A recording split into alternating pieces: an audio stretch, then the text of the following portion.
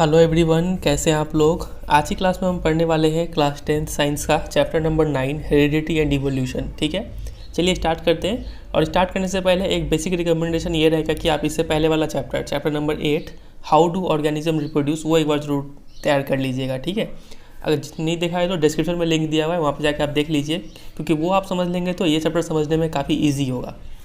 चलिए स्टार्ट करते हैं। तो देखिए, लास्ट चैप्टर में हमने क्या क्या पढ़ा था।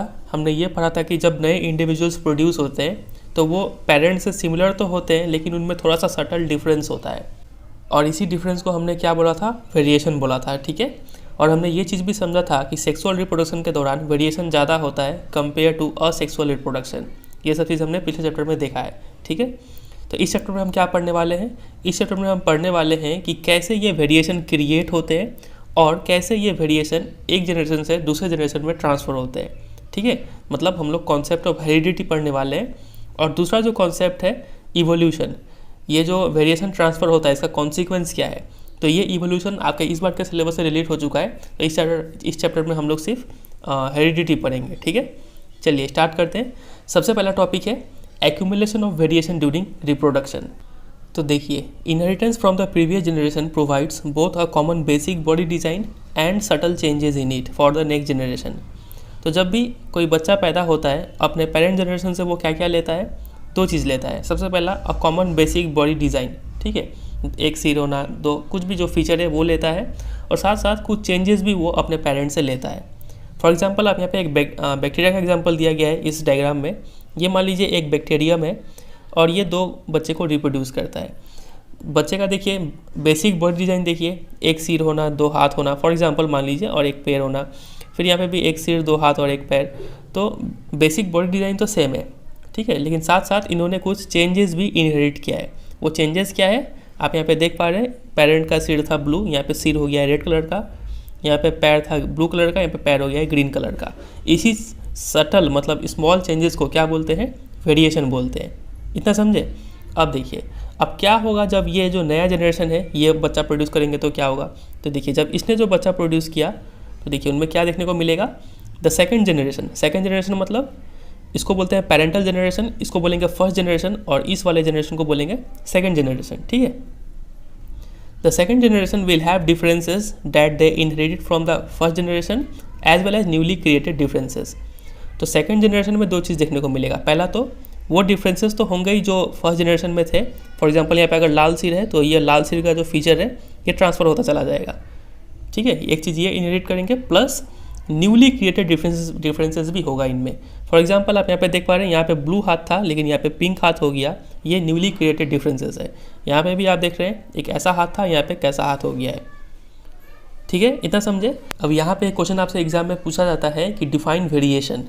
ठीक है, वेरिएशन होता क्या है, तो इसका डेफिनेशन ये रहा, small differences between individuals due to inheritance is called variation. ठीक है, इंडिविजुअल्स के बीच में जो डिफरेंसेस होता है इसी डिफरेंसेस को बोलते हैं वेरिएशन। ये डेफिनेशन आप कहीं नोट डाउन करके रख लीजिए।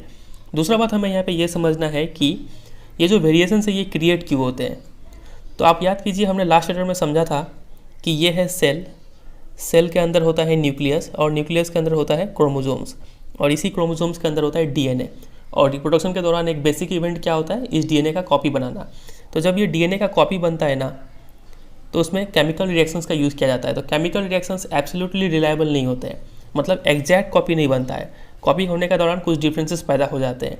ठीक है, और इसी डिफरेंसेस को क्या बोला जाता है, वेरिएशन बोला जाता है। ये चीज़ हमने पिछले चैप्टर में भी समझा था। तो ऐसे वेरिएशन क्रिएट होता है। तो ये यहाँ पे स्टेटमेंट दिया हुआ है, there would be only very minor differences between them generated due to small inaccuracy in DNA copying। very important line है। ठीक है, एग्जाम में क्वेश्चन पूछते हैं कि वेरिएशन कैसे क्रिएट होता है, तो आपको लिखना होगा due to small inaccuracies in DNA copying. ठीक है, चलिए ये बात हमने समझा। अब एक यहाँ पे बात ये समझना है, तो देखिए यहाँ पे जो इंडिविजुअल्स क्रिएट हुए हैं सब में अपना अपना डिफरेंसेस है। ठीक है, सब में अपना अपना वेरिएशन हुआ है। तो क्या इन चारों ही इंडिविजुअल्स का नेचर में सर्वाइव करने का चांसेस इक्वल होगा, तो इसका जवाब है नहीं। ठीक है, ऑब्वियसली नॉट। ये डिपेंड करेगा कि किस टाइप का वेरिएशन हुआ है। Different individuals would have different kind of advantages, different chances रहेंगे। फॉर एग्जांपल, यहाँ पे मान लीजिए कोई ऐसा बैक्टीरिया है जो हीट को झेल ही नहीं पा रहा है। ठीक है, उसको ठंडा इन्वायरमेंट चाहिए, और अभी आपको पता है ग्लोबल वार्मिंग चल रहा है, तो क्या ये इंडिविजुअल सर्वाइव कर पाएगा नेचर में? नहीं कर पाएगा। वहीं मान लीजिए ये इंडिविजुअल में हीट को बर्दाश्त करने का कैपेसिटी बहुत ज़्यादा है इस वाले में, ठीक है, तो ये क्या कर लेगा, ये इन्वायरमेंट में सर्वाइव कर पाएगा। समझ रहे? तो यहाँ पे लिखा हुआ है कि bacteria that can with stand heat will survive better in a heat wave. ये एग्जांपल हमने पिछले चैप्टर में भी लिया था, अगर आपको याद होगा तो ये बात हमने यहाँ पे समझा। तो इतना ही चीज़ यहाँ पे लिखा हुआ है।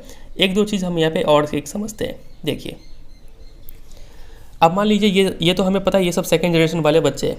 अब मान लीजिए ये जब रिप्रोड्यूस करेंगे तो इनका जो बच्चा होगा ना, उनका सिर भी क्या होगा, रेड कलर का होगा, सिर रेड कलर का होगा, ये बॉडी होगा, ये हाथ पिंक तो होना ही है, ये बॉडी, इसका भी एक हाथ पिंक होना ही है। हो सकता है इसमें कुछ सब चेंजेस आ जाए, यहाँ पे कुछ और टाइप का हाथ हो और पैर का कलर चेंज हो जाए, ठीक है, ये सब कुछ चेंजेस हो सकता है। लेकिन खैर जो भी हो, इतना तो श्योर है कि इसका जो सिर है वो रेड कलर का होगा, ये भी सिर रेड कलर का होगा। ये भी प्रोड्यूस करेगा तो दो ठो रेड सिर वाला बच्चा प्रोड्यूस करेगा, इतना समझे।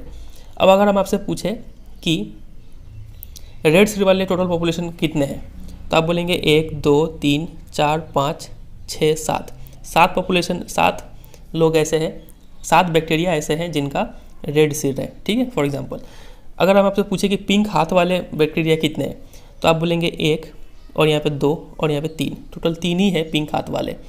इसका मतलब किसी भी पॉपुलेशन में, ये पूरा पॉपुलेशन है, किसी भी पॉपुलेशन में अगर कोई कैरेक्टर या फिर फीचर, यहाँ पे लाल सिर क्या है, एक कैरेक्टर या फिर फीचर है, ठीक है, वो फीचर अगर ज़्यादातर पॉपुलेशन में पाया जाता है, इसका मतलब वो फीचर पहले अराइज हुआ होगा, ठीक है, ये बहुत पहले, ठीक है, फर्स्ट जनरेशन में ही अराइज हुआ ये फीचर। और अगर कोई फीचर जैसे कि पिंक हाथ अगर कम पॉपुलेशन में पाया जाता है, ठीक है, मतलब यहाँ पे आप देख रहे थे कि पिंक हाथ सिर्फ 3 ही पॉपुलेशन में पाया जा रहा है, तब वो फीचर जो है वो न्यूली अराइज हुआ होता है। न्यूली अराइज हुआ है मतलब वो फीचर कुछ टाइम पहले ही अराइज हुआ है, ठीक है। चलिए, तो इसके ऊपर एक क्वेश्चन बनता है। देखिए यहाँ पे क्वेश्चन दिया हुआ है, ये रहा। इफ़ अ ट्राइट ए, ट्राइट मतलब आप फिलहाल के लिए कैरेक्टर ही समझ लीजिए। अगर कोई कैरेक्टर है ए जो 10% ऑफ पॉपुलेशन में पाया जाता है, और वहीं दूसरा कैरेक्टर है जिसको बोलते हैं बी, वो 60% ऑफ पॉपुलेशन में पाया जा रहा है। तो कैरेक्टर ए 10% में, कैरेक्टर बी 60% में, तो पूछा गया कि which trait is likely to have arisen earlier, कौन पहले अराइज हुआ होगा।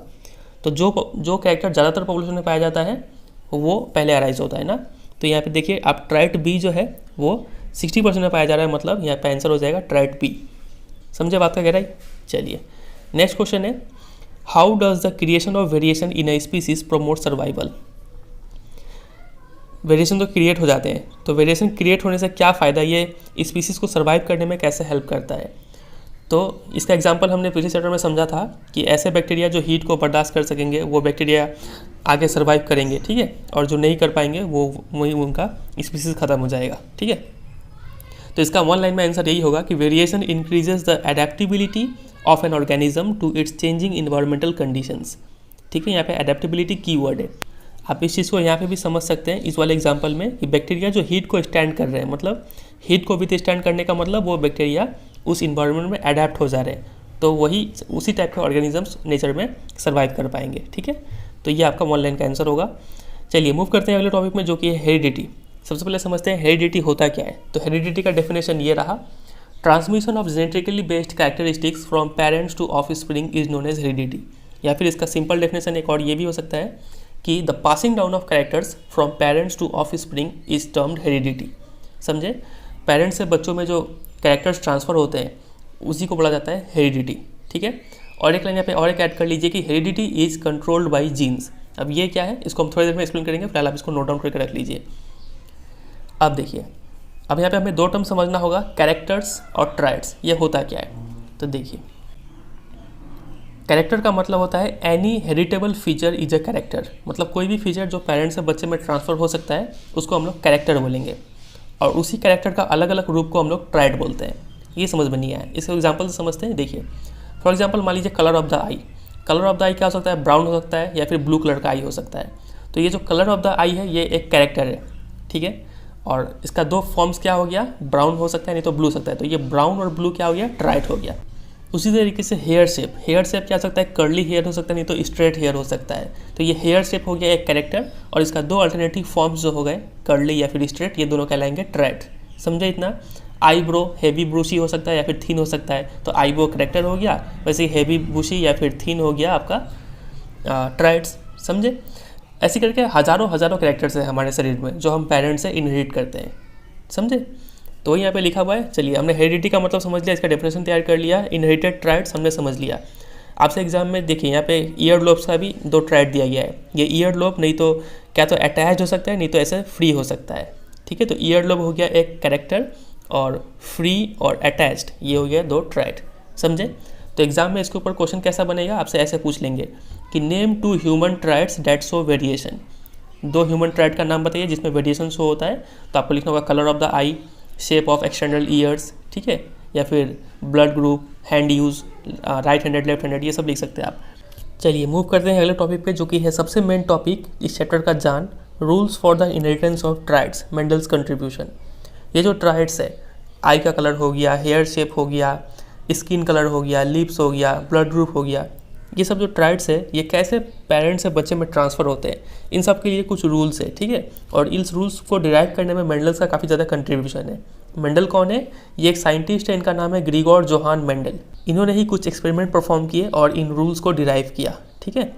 चलिए उससे पहले कि हम वो डायरेक्टली रूल्स पे जाएँ और डायरेक्टली मेंडल कंट्रीब्यूशन में जाए, उससे पहले हम लोग कुछ एक बेसिक बात समझते हैं। यहाँ पे बात तो ये है कि both the father and the mother contribute practically equal amounts of genetic material to the child.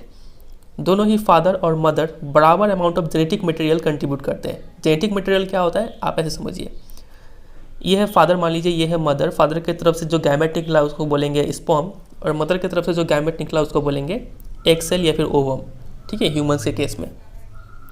अब नॉर्मल ह्यूमन बॉडी में जो क्रोमोसोम्स होता है वो 46 क्रोमोसोम्स होता है, ठीक है, नॉर्मल बॉडी सेल में।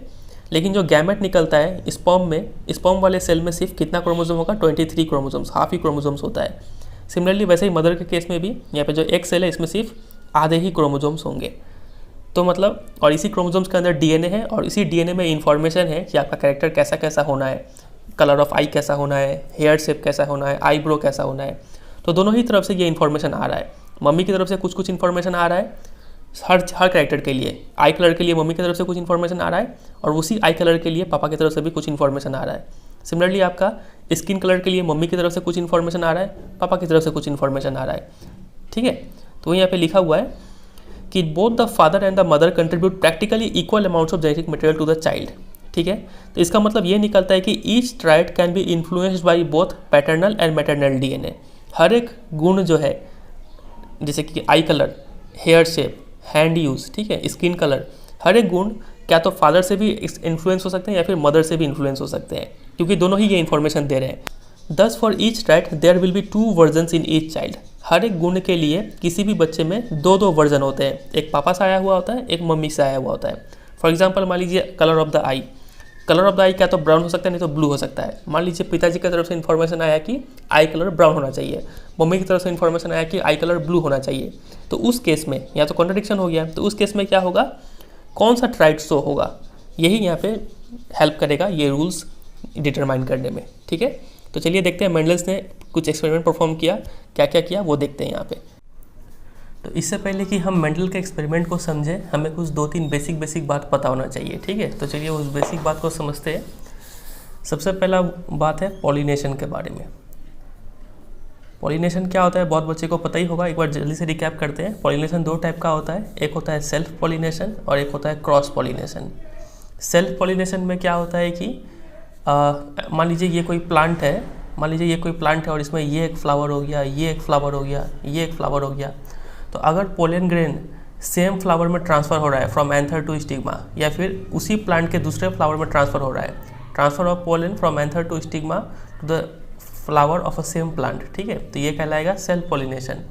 लेकिन क्रॉस पॉलिनेशन किसको बोलते हैं, ये मान लीजिए एक प्लांट है, यहाँ पे कोई एक फ्लावर है, ये एक फ्लावर, ये एक फ्लावर, यहाँ पे ऐसे ही एक सेम प्लांट, मान लीजिए ये पी प्लांट है, मटर का पौधा है, तो यही एक मटर का पौधा है, यहाँ पे भी ये फ्लावर, ये फ्लावर, ये फ्लावर। तो अगर पोलन ग्रेन ट्रांसफ़र होता है इस फ्लावर से इस फ्लावर में, तब ये कहलाएगा क्रॉस पॉलिनेशन। अगर इसमें से यहाँ पे ट्रांसफ़र हो गया तो ये सेल्फ पॉलिनेशन कहलाएगा, लेकिन यहाँ से यहाँ ट्रांसफ़र हुआ तो वो क्रॉस पॉलिनेशन कहलाएगा। समझ रहे बात का गहराई। और अगर सेम फ्लावर में ट्रांसफ़र होगा, बहुत सारे फ्लावर बाइसेक्सुअल होते हैं, मतलब एक ही फ्लावर में मेल और फीमेल पार्ट दोनों प्रेजेंट होता है, तो सेम फ्लावर में भी अगर ट्रांसफ़र होता है यहाँ से यहाँ पे पोलन ग्रेन, तो वो भी क्या कहलाएगा, सेल्फ पॉलिनेशन कहलाएगा, ठीक है। याद रखिएगा क्रॉस पॉलिनेशन के लिए 2 प्लांट में ट्रांसफ़र होता है, अलग अलग प्लांट में, ठीक है। चलिए, तो ये हमने समझा। अब यहाँ पे इस चैप्टर में हम लोग सेल्फ पॉलिनेशन को सिंपल में क्या बोलते हैं, क्रॉस पॉलिनेशन बहुत बार करवाएंगे, तो क्रॉस को हम लोग सिंपली बोल देंगे क्रॉस्ड। ये वर्ड आप समझिएगा कि जब भी हमें कहीं क्रॉस्ड लिखा हुआ मिलेगा तो हम समझ जाएंगे कि वो क्रॉस पॉलिनेशन को बोला जा रहा है, ठीक है। या फिर कहीं आपको लिखा मिल जाए क्रॉस ब्रेड, तो भी आप समझ जाएंगे कि ये क्रॉस पॉलिनेशन का बारे में लिखा गया है, ठीक है। या फिर आपको कहीं लिखा मिलेगा सेल्फ्ड, सेल्फ्ड मतलब वहाँ पे क्या मतलब निकल रहा है, सेल्फ पॉलिनेशन का लिखा हुआ है, ठीक है। अगर कहीं लिखा हुआ है सेल्फ क्रॉस्ड, कहीं लिखा हुआ है सेल्फ क्रॉस्ड, तो इसका मतलब क्या समझेंगे कि मतलब सेम टाइप का प्लांट है, मतलब सेल्फ पॉलिनेशन हो रहा है वहाँ पे। सेल्फ क्रॉस्ड का मतलब भी सेल्फ पॉलिनेशन, ठीक है। तो ये सब टर्म आप ध्यान रखिएगा। ये हुआ पहला बात। दूसरे बात पे मूव करते हैं। दूसरा बात हम समझते हैं जीन क्या है। जीन एक बार अभी हल्का सा समझ लेते हैं, बाद में एक बार फिर इसको डिटेल में समझेंगे इसी वीडियो में, ठीक है। तो ये मान लीजिए एक कोई भी सेल है, तो हमें पता है कि सेल के अंदर होता है न्यूक्लियस, और इस न्यूक्लियस के अंदर होता है क्रोमोसोम्स, ठीक है। और उस क्रोमोसोम्स के अंदर क्या होता है, डीएनए होता है। इतना तो पता है हमें। तो मान लीजिए ये एक डीएनए है, डीएनए का डायग्राम कुछ ऐसा ही बनता है, ठीक है। तो इस डीएनए का कुछ पार्ट, स्पेसिफिक पोर्शन, हमें पता है कि डीएनए में क्या होता है, इन्फॉर्मेशन होता है प्रोटीन बनाने का। प्रोटीन मतलब मान लीजिए मसल्स बनाने का, कैसा कैसा शेप का मसल बनेगा, ये डीएनए में ही इन्फॉर्मेशन होता है, ये पूरे डीएनए में। तो इस डीएनए में का स्पेसिफिक पार्ट में जो है ना, डीएनए का स्पेसिफिक पार्ट यहाँ से यहाँ तक, इस स्पेसिफिक पार्ट को क्या बोलते हैं, जीन बोलते हैं। ये मतलब किसी एक स्पेसिफिक प्रोटीन के लिए इन्फॉर्मेशन कैरी करता है। फॉर एग्जांपल मान लीजिए ईयर शेप, ये कान के लिए इन्फॉर्मेशन कैरी कर रहा होगा कि कान का शेप कैसा बनाना है, फ्री बनाना है या फिर अटैच्ड बनाना है, ठीक है। उसी तरीके से यहाँ तक क्या हो जाएगा, एक और जीन हो जाएगा। ये कुछ मान लीजिए ये आई के लिए जीन होगा, ये आई कलर डिटरमाइन करेगा। फिर वैसे यहाँ से लेके यहाँ तक ये भी एक जीन हो जाएगा, ठीक है। तो मेन मतलब यही है कि डीएनए का स्पेसिफिक पार्ट को क्या बोलते हैं, जीन बोलते हैं। इतना समझे। तो चलिए अब आते हैं मेंडल के एक्सपेरिमेंट में। सबसे पहले मेंडल ने क्या किया, एक गार्डन पी ले लिया, गार्डन पी प्लांट, ठीक है। मटर का पौधा ले लिया। अब यहाँ पे एक क्वेश्चन बनता है कि मेंडल ने मटर का ही पौधा क्यों लिया और किसी पौधे से एक्सपेरिमेंट क्यों नहीं किया। तो देखिए ये 5 रीज़न है जिस वजह से मेंडल ने पी प्लांट को सिलेक्ट किया। सबसे पहला, it is naturally self pollinating. जो पी प्लांट होते हैं उसमें सेल्फ पॉलिनेशन इजीली हो जाता है क्योंकि उनका फ्लावर्स क्या होता है, बाइसेक्सुअल होता है, ठीक है। ये पहला रीज़न था। सेल्फ पॉलिनेटिंग का यूज़ करेंगे एक्सपेरिमेंट में, इसलिए मेंडल ने पी प्लांट को चूज़ किया। दूसरा रीज़न है, it has a short life span as it is an annual and so it was possible to follow several generations. Pea plant का जो लाइफ स्पैन होता है वो छोटा होता है, मतलब लाइफ स्पैन मतलब पैदा होने से लेकर मरने तक का समय। तो चूंकि ये लाइफ स्पैन छोटा है, इसका मतलब हम लोग आने वाला 2-3 जनरेशन को इजीली स्टडी कर सकते हैं। अब मान लीजिए कोई ऐसा प्लांट ले लीजिए कि जो 10 साल तक जिंदा रहे। अब हमें इसका नेक्स्ट जनरेशन को देखने के लिए कि उसमें कौन सा गुण है, हमें 10 साल इंतजार करना पड़ेगा, जो कि काफ़ी बेकार आइडिया होगा, ठीक है। इसलिए मेंडल ने क्या किया, पी प्लांट सेलेक्ट किया क्योंकि इनका लाइफ स्पैन छोटा होता है। ये दूसरा रीज़न। तीसरा reason, it was easy to cross pollinate. हम लोग चाहे तो पी प्लांट को क्रॉस पॉलिनेट भी करवा सकते हैं। सेल्फ पॉलिनेशन तो वो नेचुरली करेगा, लेकिन क्रॉस पॉलिनेट कैसे करवाएंगे। ये मान लीजिए कोई फ्लावर है, पी प्लांट का फ्लावर है, मटर का पौधा का फ्लावर, ये बाइसेक्सुअल होते हैं, मतलब इसमें मेल पार्ट और फीमेल पार्ट दोनों है, ठीक है। तो ये तो नेचुरली सेल्फ पॉलिनेशन ही करेंगे यहीं पे। लेकिन अगर हम चाहें तो यहाँ से मान लीजिए फीमेल पार्ट को हटा देते हैं तो सिर्फ मेल पार्ट बच जाएगा। और ये मान लीजिए कोई और मटर का पौधा है और उसका ये फ्लावर है। अब इसमें हम क्या करेंगे कि मेल पार्ट को हटा देंगे और फीमेल पार्ट को रहने देंगे। तो उसमें क्या होगा, पोलन ग्रेन ट्रांसफर होगा from anther to stigma, from one flower to another flower of a different plant, ठीक है। तब ये क्या हो जाएगा, यहाँ पे क्रॉस पॉलिनेशन हो जाएगा। तो इस तरीके से हम लोग चाहे तो इसको क्रॉस पॉलिनेशन भी करवा सकते हैं मटर के पौधे में। तो ये था तीसरा रीज़न। चौथा रीज़न है, it has deeply defined contrasting characters. मटर के पौधे में हमें कई सारे ऐसे कैरेक्टर्स देखने को मिलते हैं जो स्टडी करने में ईजी होंगे। अभी हम देखेंगे कौन से कैरेक्टर होते हैं मटर के पौधे में, ठीक है। और 5वां रीज़न है, द फ्लावर्स आर बाइसेक्सुअल। ये तो हमने समझ ही लिया। तो ये 5 रीज़न है जिस वजह से मेंडल ने पी प्लांट को सिलेक्ट किया था।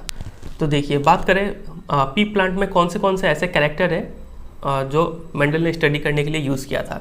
तो टोटल यहाँ पे 7 कैरेक्टर्स को डिस्कस किया गया है। सबसे पहला है फ्लावर कलर। तो मटर का जो पौधा है उसमें फ्लावर का कलर क्या तो पर्पल हो सकता है, नहीं तो वाइट हो सकता है। पर्पल को कभी कभी हम लोग किसी बुक में वायलेट बोल के भी जिक्र किया जाता है, ठीक है। तो कन्फ्यूज़ मत होइएगा। फिर सीड कलर को भी हम लोग कंपेयर कर सकते हैं कि पेरेंट में कैसा सीड कलर है, बच्चे में कैसा सीड कलर है। तो सीड कलर क्या तो येलो हो सकता है, नहीं तो ग्रीन हो सकता है। आप समझ रहे हैं ना, सीड कलर जो हो गया वो कैरेक्टर हो गया, और येलो ग्रीन दो इसका अल्टरनेटिव फॉर्म्स है, ये सब हो गए ट्राइड, ठीक है। ऊपर में आप देख पा रहे हैं जो हेडिंग में लिखा हुआ है डोमिनेंट वर्सेस रिसेसिव ट्राइड। ये डोमिनेंट और रिसेसिव क्या है थोड़ी देर में समझाते हैं, फिलहाल आप सिर्फ समझिए कि ये सब जो flower colour, seed shape, pod colour, ये सब क्या है कैरेक्टर हो गए मटर पौधे के, और इधर जो लिखा हुआ है ये सब ट्राइड हो गए, ठीक है। और लास्ट में देखिए क्या लिखा हुआ है प्लांट हाइट। प्लांट हाइट क्या तो टॉल हो सकता है, नहीं तो शॉर्ट। शॉर्ट को एक और वर्ड में क्या बोलते हैं, डॉर्फ भी बोलते हैं, तो ये बात आप याद रखिएगा। तो ये टोटल सातों का सातों कैरेक्टर आपको नोट डाउन कर लेना है अपने कॉपी में इसी फॉर्मेट में, ठीक है। ऊपर सेम हेडिंग लगाइएगा कैरेक्टर, और उस साइड में dominant versus recessive trait, same to same आपको नोट डाउन कर लिया, सिर्फ आप डायग्राम मत बनाइएगा, बस लिख लीजिएगा इसको, इतना समझे। चलिए अब हम आगे इस बुक से मूव करते हैं एनसीईआरटी वाले से। तो Mendel used a number of contrasting visible characters of garden peas. तो मेंडल ने गार्डन पी लिया और उसे कुछ विजिबल कैरेक्टर, जो कैरेक्टर दिखता हो, उसको कॉन्ट्रास्ट किया, मतलब उसको देखा कि बच्चे कैसा होते हैं, ठीक है। ये सब फीचर को कंपेयर किया उन्होंने। तो राउंड एंड रिंकल सीड्स का ऊपर उन्होंने एक्सपेरिमेंट किया, फिर टॉल शॉर्ट प्लांट के ऊपर वाइट वायलेट फ्लावर, वायलेट हम अभी जो चार्ट दिए थे उसमें वायलेट की जगह पे पर्पल लिखा हुआ था, ठीक है, एंड सो ऑन। तो ये सब फीचर्स उन्होंने, ये सब कैरेक्टर्स उन्होंने कंपेयर किया। अभी देखेंगे कैसे कंपेयर किया। He took pea plant with different characteristics. उन्होंने 2 पी प्लांट लिए अलग अलग कैरेक्टरिस्टिक का। फॉर एग्जाम्पल उन्होंने एक टॉल पी प्लांट ले लिया और दूसरा उन्होंने शॉर्ट प्लांट ले लिया। शॉर्ट को क्या भी बोलते हैं, डॉर्फ प्लांट, ठीक है। Produced progeny from them. Progeny मतलब ऑफ स्प्रिंग, मतलब बच्चे प्रोड्यूस करवा दिए इन दोनों प्लांट को पॉलिनेशन करवा के, ठीक है। And calculated the percentage of tall and short progeny. और जो बच्चे हुए उन्होंने उसमें देखा कि कितने लंबे बच्चे हैं और कितने छोटे बच्चे हैं। तो देखिए ये रहा इनका डायग्राम। ये एक इन्होंने लिया टॉल पी प्लांट, एक है यहाँ पे शॉर्ट पी प्लांट। दोनों को यहाँ पे देखिए, यहाँ पे बीच में क्रॉस का साइन यूज़ किया हुआ है, मतलब क्रॉस पोलिनेशन करवा दिया उन्होंने, ठीक है। और इन दोनों को यूज़ करके बच्चे प्रोड्यूस किए। तो 1 2 3 4 यहाँ पे बच्चे हैं। तो इस जनरेशन को हम लोग बोलते हैं पेरेंटल जनरेशन, ठीक है, इसको ध्यान रखिएगा। और इसको हम लोग बोलेंगे प्रोजेनी ऑफ पेरेंटल जनरेशन, क्योंकि ये इनके बच्चे हैं, ठीक है। प्रोजेनी ऑफ पेरेंटल जनरेशन, या फिर हम लोग इसको बोल सकते हैं फर्स्ट जनरेशन, ठीक है, या फिर सिंपली F1 बोल सकते हैं। तो 3-4 नाम इसको बोलते हैं। तो in the first place there were no halfway characteristics in this first generation, या फिर F1 प्रोजेनी। यहाँ पे भी लिखा हुआ है फर्स्ट जनरेशन को इसको फर्स्ट जनरेशन बोलते हैं, या फिर F1 प्रोजेनी बोलते हैं, या फिर सिंपली F1 बोलते हैं, ठीक है। तो देखिए चूंकि यहाँ पे हमने टॉल प्लांट और शॉर्ट प्लांट को यूज़ किया था, तो कोई भी इन दोनों का मिक्सचर, मतलब मीडियम हाइट वाला प्लांट कोई भी हमें देखने को नहीं मिला। नो मीडियम हाइट प्लांट देखने को मिला, ठीक है। ऑल प्लांट्स वर टॉल, जितने भी बच्चे हुए वो सभी लंबे के लंबे हुए। तो इसका मतलब क्या निकल रहा है, this mean that only one of the parental traits was seen, not some mixture of the 2। तो इसका मतलब ये है कि जो पेरेंट में गुण है, तो दोनों पेरेंट में से किसी एक पेरेंट का गुण ही इसमें दिखना है, दोनों का मिक्सचर हमें नहीं दिखेगा यहाँ पे। ये पहला कंक्लूजन उन्होंने निकाला, ठीक है। आप सिर्फ समझते चलिए, कुछ अंडरलाइन नहीं करना है, हम अभी बताएंगे कैसे अंडरलाइन करना है, क्या क्या चीज़ याद करना है, ठीक है, सिर्फ समझिए अभी। तो फिलहाल पेरेंटल जनरेशन से जब फर्स्ट जनरेशन में बच्चे प्रोड्यूस किए गए, तो कोई मिक्सचर प्रोड्यूस नहीं हुआ, दोनों में से किसी एक पेरेंट का गुण इन सभी बच्चे ने ले लिया, ठीक है, इतना समझे। चलिए, so the next question was were the tall plants in the F1 generation exactly the same as the tall plant of the parent generation. अब अगला सवाल ये उठता है कि जो F1 जनरेशन में जो टॉल प्लांट थे, वो क्या पेरेंट जनरेशन वाले टॉल प्लांट से एकदम सेम थे, मतलब ये दोनों जो टॉल प्लांट है, क्या ये दोनों एग्जैक्टली सेम है। तो इसको पता करने के लिए मेंडल ने क्या किया, Mendelian experiment test this by getting both the parental plant and these F1 plant to reproduce by self pollination। उन्होंने क्या किया, इसको सेल्फ पोलिनेशन करवा दिया अलग से, इसको भी सेल्फ पोलिनेशन करवा दिया अलग से। तो जब ये वाले प्लांट का जब सेल्फ पोलिनेशन कराया ना, तो जो बच्चे हुए वो सभी के सभी लंबे हो गए। तो ये देखिए, द प्रोजेनी मतलब बच्चे of the parental plants are of course all tall. जब इसको सिर्फ लंबा प्लांट, मतलब ऐसा ही यही प्लांट को जब सेल्फ पोलिनेशन करवा दिया, अभी ये नहीं है, ठीक है, सिर्फ इसी प्लांट को जब सेल्फ पोलिनेशन कराया तो जो भी बच्चे निकले सब लंबे निकले। वो तो होना ही था, ठीक है, क्योंकि ये प्योर वैरायटी है। प्योर वैरायटी है मतलब बाद में समझाएंगे अभी, ठीक है। आगे देखिए, और क्या लिखा हुआ, हाउएवर द सेकंड जनरेशन मतलब F2 progeny of the F1 tall plant are not all tall. लेकिन जब इसको जब सेल्फ पोलिनेशन कराया मेंडल ने इस वाले प्लांट को, ये देखिए यहाँ पे F1 का ही 2 प्लांट इन्होंने ले लिया, दिखाने के लिए यहाँ पे क्रॉस करवा दिया, ठीक है। तो देखिए क्या होता है, यहाँ पे जो बच्चे प्रोड्यूस हुए सभी बच्चे लंबे प्रोड्यूस नहीं हुए। 1 2 3 4, 4 में से एक, मतलब 1/4 प्लांट जो था, 1/4 जो प्लांट था वो क्या था, शॉर्ट था। वो यहाँ पे लिखा हुआ है, ये रहा, instead 1/4 of them are short. ठीक है, और ये जो बच्चे प्रोड्यूस हुए हैं ना, ये किसके बच्चे हैं, F1 के बच्चे हैं। ठीक है, F1 से आया है, तो इसको हम लोग क्या बोलेंगे, सेकंड जनरेशन। इसको फर्स्ट जनरेशन बोल लेते हैं, इसको सेकंड जनरेशन बोलेंगे, या फिर F2 बोल देंगे, या फिर इसको क्या बोल सकते हैं, प्रोजेनी ऑफ F1। समझ रहे हैं ना बात वगैरह ही। चलिए, तो इतना हमने समझा, फिर आगे देखिए। तो ये क्या इंडिकेट करता है, ये इंडिकेट करता है कि both the tallness and shortness trait were inherited in the F1 plant, but only the tallness trait was expressed. इसका मतलब चूंकि जब F1 को जब क्रॉस कराया गया तब हमें क्या मिला, एक तो शॉर्टनेस दिख गया, मतलब ये टॉल प्लांट में कहीं ना कहीं शॉर्टनेस वाला ट्राइट भी होगा, तभी तो शॉर्ट वाला निकला है यहाँ पे। समझ रहे हैं ना, तो वो यहाँ पे लिखा है, दोनों ही इनहेरिट हुआ था यहाँ पे। ये जो ऐसा नहीं था कि ये यहाँ पे जो ये प्लांट लोग शॉर्ट नहीं हुए थे इस प्लांट का चलते, ऐसा नहीं था कि इनका गुण इसमें गया नहीं है, इनका गुण इसमें था लेकिन दिखा नहीं था, इनका ही गुण सिर्फ इसमें दिखा था, लेकिन इनका गुण जो था वो बाद में आके दिखा हम लोग को। तो thus 2 copies of the trait are inherited in each sexually reproducing organism. तो इससे कंक्लूजन ये निकलता है कि ये लोग सेक्सुअली रिप्रोड्यूस किए हैं यहाँ पे। ठीक है, पॉलिनेशन सेक्सुअल रिप्रोडक्शन है, तो जब सेक्सुअल रिप्रोडक्शन होता है तो किसी भी इंडिविजुअल में दोनों ही पेरेंट का तरफ से 2 कॉपी आता है एक गुण के लिए। यहाँ पे कैरेक्टर क्या है, प्लांट हाइट, तो उस प्लांट हाइट के लिए दोनों ही पेरेंट का तरफ से दोनों जीन आया हुआ है। ठीक है, तो thus 2 copies of the triads are inherited in each sexually reproducing organism. These two may be identical or may be different. तो इसका मतलब हर एक ट्राइड के लिए, अब देखिए मेरे पास पुराना बुक है तो यहाँ पे लैंग्वेज कुछ इस प्रकार से लिखा हुआ है, आप अगर नई बुक में देखेंगे तो आपको लैंग्वेज कुछ इस मिलेगा, ऐसा मिलेगा, जो ब्लू से अंडरलाइन किया हुआ है उसको देखिएगा। ठीक है, this led Mendel to propose that 2 copies of factor, जिसको अभी हम जीन्स बोलते हैं, controlling traits are present in sexually reproducing organism. मतलब किसी भी सेक्सुअली रिप्रोड्यूसिंग ऑर्गेनिज्म में किसी भी ट्राइड के लिए 2 फैक्टर या फिर 2 जीन प्रेजेंट होता है। ठीक है, तो अब वापस आते हैं इस टेक्स्ट पे, देखिए। तो ये देखिए यहाँ पर कैरेक्टर क्या है, प्लांट हाइट, तो उस प्लांट हाइट के लिए इस वाले पौधे में 2 टाइप का जीन प्रेजेंट है और उसमें से कोई एक ही एक्सप्रेस होता है। ठीक है, और ये बात याद रखिएगा कि मेंडल ने जीन के लिए एक वर्ड यूज़ किया था जिसको बोलते हैं फैक्टर। ये क्वेश्चन बनता है आपके एग्जाम में, आपसे पूछ लेंगे कि मेंडल ने जीन के लिए कौन सा टर्म यूज़ किया था, आपको लिखना होगा फैक्टर। ठीक है, चलिए अब आगे क्या लिखा हुआ है, दीज 2 मे बी आइडेंटिकल और मे बी डिफरेंट। तो ये दोनों फैक्टर या फिर ये दोनों जो जीन है ना, दोनों जीन सेम हो सकते हैं, नहीं तो डिफरेंट हो सकते हैं। फॉर एग्जांपल इस प्लांट में हमने पहले से ही दोनों जीन जो था इस कैरेक्टर के लिए, प्लांट हाइट के लिए दोनों सेम लिया गया था। यहाँ पे प्लांट हाइट के लिए दोनों जीन सेम लिया गया था, यहाँ पे प्लांट हाइट के लिए दोनों जो जीन है वो अलग अलग है। वो यहाँ पे लिखा हुआ है कि दीज 2 मे बी आइडेंटिकल और मे बी डिफरेंट। तो अगर दोनों जीन सेम होते हैं तो वो उस प्लांट को बोलते हैं होमोजाइगस। ठीक है, और दोनों जीन अगर डिफरेंट है तो ये कहलाएगा हेट्रोजाइगस। ये यहाँ पे दोनों सेम है तो ये भी होमोजाइगस। समझे इतना? चलिए, तो ये बात यहाँ पे लिखा हुआ है। अब यहाँ पे मेरे को पता है आपको बहुत सारा डाउट आया होगा कि ऐसा कैसे हो रहा है और क्यों हो रहा है।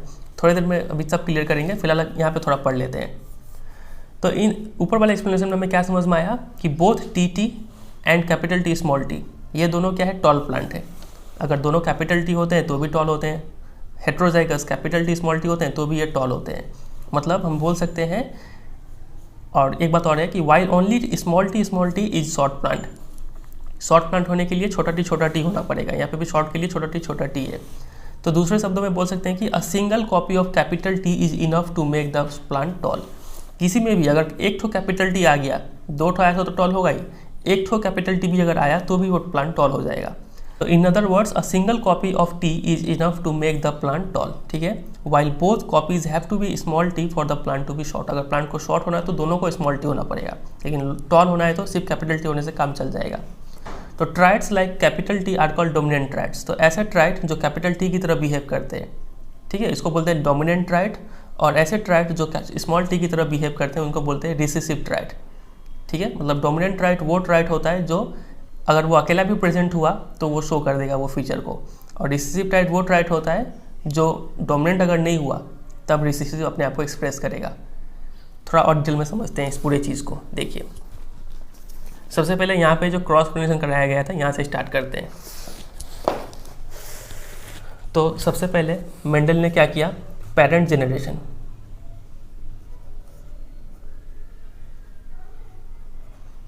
पैरेंट जनरेशन में 2 प्लांट लिया, एक तो था प्योर टॉल और उसको क्रॉस करवा दिया प्योर शॉर्ट वाले से, ठीक है।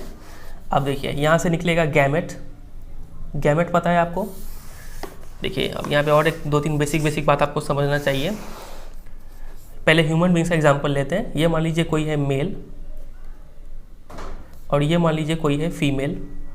तो आपको पता है कि मेल की तरफ से जो गैमेट निकलता है उसको बोलते हैं स्पर्म, और फीमेल की तरफ से जो गैमेट निकलता है उसको बोलते हैं एग सेल या फिर ओवम, ठीक है। और इसमें खास बात क्या होता है कि अगर ह्यूमन बॉडी में के नॉर्मल सेल में कितने क्रोमोसोम्स होते हैं न्यूक्लियस के अंदर? 46। तो इसमें सिर्फ आधे ही क्रोमोसोम्स होंगे, 23 क्रोमोसोम्स स्पर्म में, ठीक है। और इस ओवम में भी आधे ही क्रोमोसोम्स होंगे, 23। समझ रहे हैं? तो जो भी यहाँ पे नॉर्मल होता है उसका आधा निकलता है। क्रोमोसोम्स बोले या फिर डीएनए बोले या फिर जीन बोले, जेनेटिक मटेरियल है ये, ठीक है। तो यहाँ पे देखिए ये जो क्या था, जीन है ये टॉलनेस के लिए, तो इसमें से सिर्फ आधा ही गैमेट निकलेगा, तो एक ठो कोई कैपिटल टी निकल जाएगा, दोनों में से कोई एक निकल जाएगा, ठीक है। ये निकला। प्लांट के केस में क्या में निकलता है? ह्यूमन के केस में तो स्पर्म निकलता है, लेकिन प्लांट के केस में क्या निकलेगा? आपका मेल के केस में पॉलन ग्रेन निकलेगा और उधर उस केस में क्या होगा? एक ओवम ही होगा, ठीक है, एक सेल या फिर ओवम। अब देखिए यहाँ पे निकल गया एक ठो गैमेट, ये हो गया मेल गैमेट, और यहाँ से भी एक ठो निकलेगा फीमेल गैमेट, तो दोनों स्मॉल टी है, कोई एक स्मॉल टी निकल जाएगा, ठीक है। गैमेट निकालने का बाद यहाँ पे आप लिख देंगे गैमेट्स। गैमेट्स मिलने के बाद आप क्या करेंगे? एक पनेट स्क्वायर बनाएंगे। पनेट स्क्वायर क्या होता है? PUNNET, Punnett square. Punnett square में क्या होता है कि हम लोग ऐसे करके रोज और कॉलम्स बनाते हैं, ठीक है। ये रोज और कॉलम्स बनाएंगे और इस साइड में गैमेट्स, इस साइड में गैमेट्स लिखेंगे। फॉर एग्जांपल ये गैमेट को हम कैपिटल टी को यहाँ लिख देते हैं और इस स्मॉल टी को हम यहाँ लिख देते हैं, ठीक है। और ये ब्लैंक रहता है, इसमें कुछ लिखने की जरूरत नहीं है। फिर दोनों का कॉम्बिनेशन बना के यहाँ पे जो बनेगा वो लिखेंगे। तो दोनों को मिला के क्या बन रहा है? Capital T small T. इसका मतलब दोनों को मिला के जो बच्चा प्रोड्यूस होगा ना, वो इस वाले फीचर का बच्चा प्रोड्यूस होगा। तो F1 जनरेशन में हमें क्या मिलेगा? कैपिटल टी स्मॉल टी मिलेगा, ठीक है। और ये प्लांट होगा टॉल। यहाँ पर भी ये जो प्लांट था ये क्या था? टॉल था, और ये क्या था? शॉर्ट था। शॉर्ट का जगह पर डॉर्फ भी लिख सकते थे। अब देखिए F1 जनरेशन हो गया। अब मेरे को चाहिए F2। तो F2 में पहुंचने के लिए मेरे को 2 F1 प्लांट को क्रॉस पोलिनेट कराना होगा, ठीक है। तो यहाँ पे एक और प्लांट ले लेते हैं, capital T small T, same type का ही लेना होगा क्योंकि F1 में सिर्फ इसी टाइप के बच्चे प्रोड्यूस हो रहे हैं, तो दूसरा बच्चा भी इसी टाइप का होगा। अब यहाँ से गैमेट्स निकालिए। फिर से गैमेट्स निकालेंगे तो गैमेट्स क्या तो कैपिटल टी निकल सकता है, नहीं तो स्मॉल टी निकल सकता है। यहाँ पे गैमेट्स समझ रहे हैं ना, गैमेट्स में क्या तो कैपिटल टी निकल सकता है या फिर स्मॉल टी निकल सकता है। यहाँ पे गैमेट्स में दोनों ही सेम था तो एक ही निकाले थे, दोनों ही सेम था तो एक ही निकाले थे। यहाँ पे दोनों डिफरेंट था तो दोनों ही अलग अलग निकल सकता है। तो फिर से हम यहाँ पे क्या बनाएंगे? एक पनेट स्क्वायर बनाएंगे। ये है गैमेट्स। एक पनेट स्क्वायर बनाते हैं यहाँ पे। अब चूंकि यहाँ पे 2 ठो गैमेट निकल रहा है दोनों तरफ से, तो मेरे को ऐसे ऐसे करके 2 लाइन खींचना होगा और हॉरिजॉन्टल लाइन 2 ठो, एक ठो हो गया और एक ठो यहाँ पे हॉरिजॉन्टल लाइन खींच देंगे, ठीक है। अब इस कैपिटल टी स्मॉल टी को यहाँ पे डाल दीजिए पनेट स्क्वायर में, और इस कैपिटल टी स्मॉल टी को यहाँ पे डाल दीजिए। अब तो कॉम्बिनेशन बनाइए। फिर कैपिटल टी का यहाँ पे कॉम्बिनेशन बन गया। कैपिटल टी स्मॉल टी को यहाँ पे लिखेंगे। ऑलवेज कैपिटल को पहले लिखते हैं। आप कोई छोटा टी पहले लिख दिया, कैपिटल टी बाद में लिखा, वैसे नहीं लिखेंगे। यहाँ पर कैपिटल टी स्मॉल टी ऐसे लिखेंगे, ठीक है। और यहाँ पे स्मॉल टी ऐसे हो जाएगा।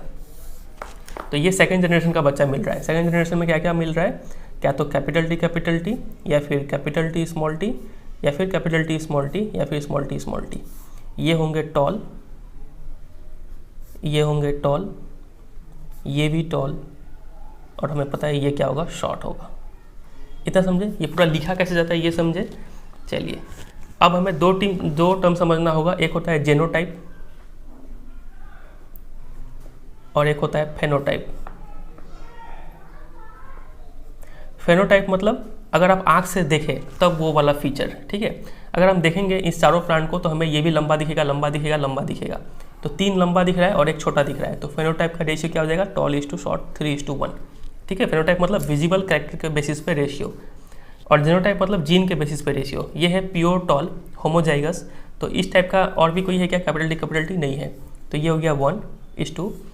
इस टाइप का जो जीन कॉम्बिनेशन है वो क्या और भी है? हाँ, ये भी है। तो 2 ठो हो गया कैपिटल टी स्मॉल टी वाला, तो 1:2:2, और एक छोटा छोटा टी वाला और कोई है नहीं है, तो ये हो गया 1। इस रेशियो को बोलते हैं जीनोटाइप रेशियो, इस रेशियो को बोलते हैं फेनोटाइप रेशियो। अगर डेफिनेशन का बात करें तो ये रहा इसका डेफिनेशन। जीनोटाइप का डेफिनेशन हो जाएगा the combination of genes in an organism. Gene का कैसा कॉम्बिनेशन है, इसको बोलते हैं जीनोटाइप, ठीक है। और फेनोटाइप का डेफिनेशन हो जाएगा the expressed character which is genetically controlled. जो कैरेक्टर एक्सप्रेस होता है उस बेसिस पे रेशियो लिखने वाला, रेशियो जो लिखा जाएगा वो कहलाएगा फेनोटाइप रेशियो, ठीक है। इतना समझे? चलिए और देखिए यहाँ पे 2-3 बात और आपको पता होना चाहिए। इसमें इतना सारा बात है ना जो मेरे को अलग अलग करके बताना पड़ रहा है जैसे जैसे आ रहा है। अब आप सोच रहे हैं यहाँ पे कैपिटल टी स्मॉल टी क्यों है। अब देखिए ये जो प्लांट हाइट है ना, प्लांट हाइट ये क्या है? एक कैरेक्टर है, इतना तो पता है। प्लांट हाइट क्या तो टॉल हो सकता है, नहीं तो शॉर्ट हो सकता है, ठीक है। अब टॉलनेस के लिए हम लोग अगर कैपिटल टी यूज़ कर रहे हैं ना, तो शॉर्टनेस के लिए स्मॉल टी यूज़ करना होगा। अब कुछ बच्चे बोलेंगे कि क्यों ना शॉर्टनेस के लिए कैपिटल टी और टॉलनेस के लिए स्मॉल टी यूज़ कर ले। तो ऐसा हम लोग यूज़ नहीं करते हैं। क्यों? क्योंकि हमें ये बात पहले से पता होना चाहिए कि कौन सा डोमिनेंट है और कौन सा रेसेसिव है। हमें अभी एक्सपेरिमेंट से पता चला है कि ये जो टॉलनेस है ये डोमिनेंट है फिलहाल के लिए, ठीक है। ये डोमिनेंट है और ये रेसेसिव है। तो डोमिनेंट वाले को हम लोग हमेशा कैपिटल लेटर से डिनोट करते हैं और रेसेसिव वाले को स्मॉल लेटर से डिनोट करते हैं, ठीक है। उसी तरीके से अगर मान लीजिए हमें अगर सीड का शेप डिनोट करना है, तो सीड शेप जो हो जाएगा ये कैरेक्टर है एक। तो ये 2 टाइप का इसका ट्राइट हो सकता है, क्या तो राउंड हो सकता है, नहीं तो रिंकल्ड हो सकता है। अब मेरे को ये पहले से पता है कि जो राउंड वाला होता है ये डोमिनेंट होता है और रिंकल्ड रेसेसिव होता है। तो अगर हम राउंड वाले को कैपिटल आर से डिनोट करते हैं तो मेरे को रिंकल्ड वाले को स्मॉल आर से डिनोट करना होगा। समझ रहे बात का गहराई? तो ये चीज़ आपको पता होना चाहिए। तो इसीलिए जो हम आपको चार्ट बोले थे, ये वाला चार्ट, इसमें जो ऊपर लिखा हुआ था डोमिनेंट और रिसेसिव, अब आपको समझ में आ गया होगा। तो जो फ्लावर कलर है पर्पल या फिर वाइट, तो ये जो पर्पल होगा ना या फिर वायलेट, ये है डोमिनेंट कैरेक्टर ट्राइट, ठीक है। और जो वाइट है ये है रिसेसिव ट्राइट। सिमिलरली सीड कलर जो येलो होता है वो क्या होता है? डोमिनेंट होता है और ग्रीन रेसेसिव होता है। सीड शेप राउंड जो है वो डोमिनेंट होता है और रिंकल रेसेसिव होता है। तो ये पूरा चार्ट आपको पता होना चाहिए कि कौन सा रेसेसिव है और कौन सा डोमिनेंट है। समझे इतना? ये अच्छे से याद कर लीजिएगा। अब सबसे मेन बात पे आते हैं कि एग्जाम में क्वेश्चंस कैसा आएगा। तो एक क्वेश्चन हम सॉल्व करते हैं आपके लिए, आपको अभी बहुत अच्छा लगेगा ये क्वेश्चन सॉल्व करके। ये देखिए क्वेश्चन आपके सामने है, लिखा हुआ है a blue colour flower plant denoted by capital B is cross bred with that of white colour flower plant denoted by small B. तो 2 प्लांट है, तो हमें यहाँ पे पेरेंट जनरेशन देखने को मिल रहा है। पेरेंट जनरेशन में क्या है? 2 प्लांट है। एक तो है ब्लू प्लांट जिसको कैपिटल बी से डिनोट किया गया है, ये है ब्लू। और दूसरा प्लांट है स्मॉल बी वाला जो कि है वाइट कलर का। इतना समझे आप? ठीक है। हमें अगर इतना ही मिल गया तो हम तो पूरा बहुत चीज़ लिख सकते हैं इसके बारे में, लेकिन क्वेश्चन पढ़ लेते हैं।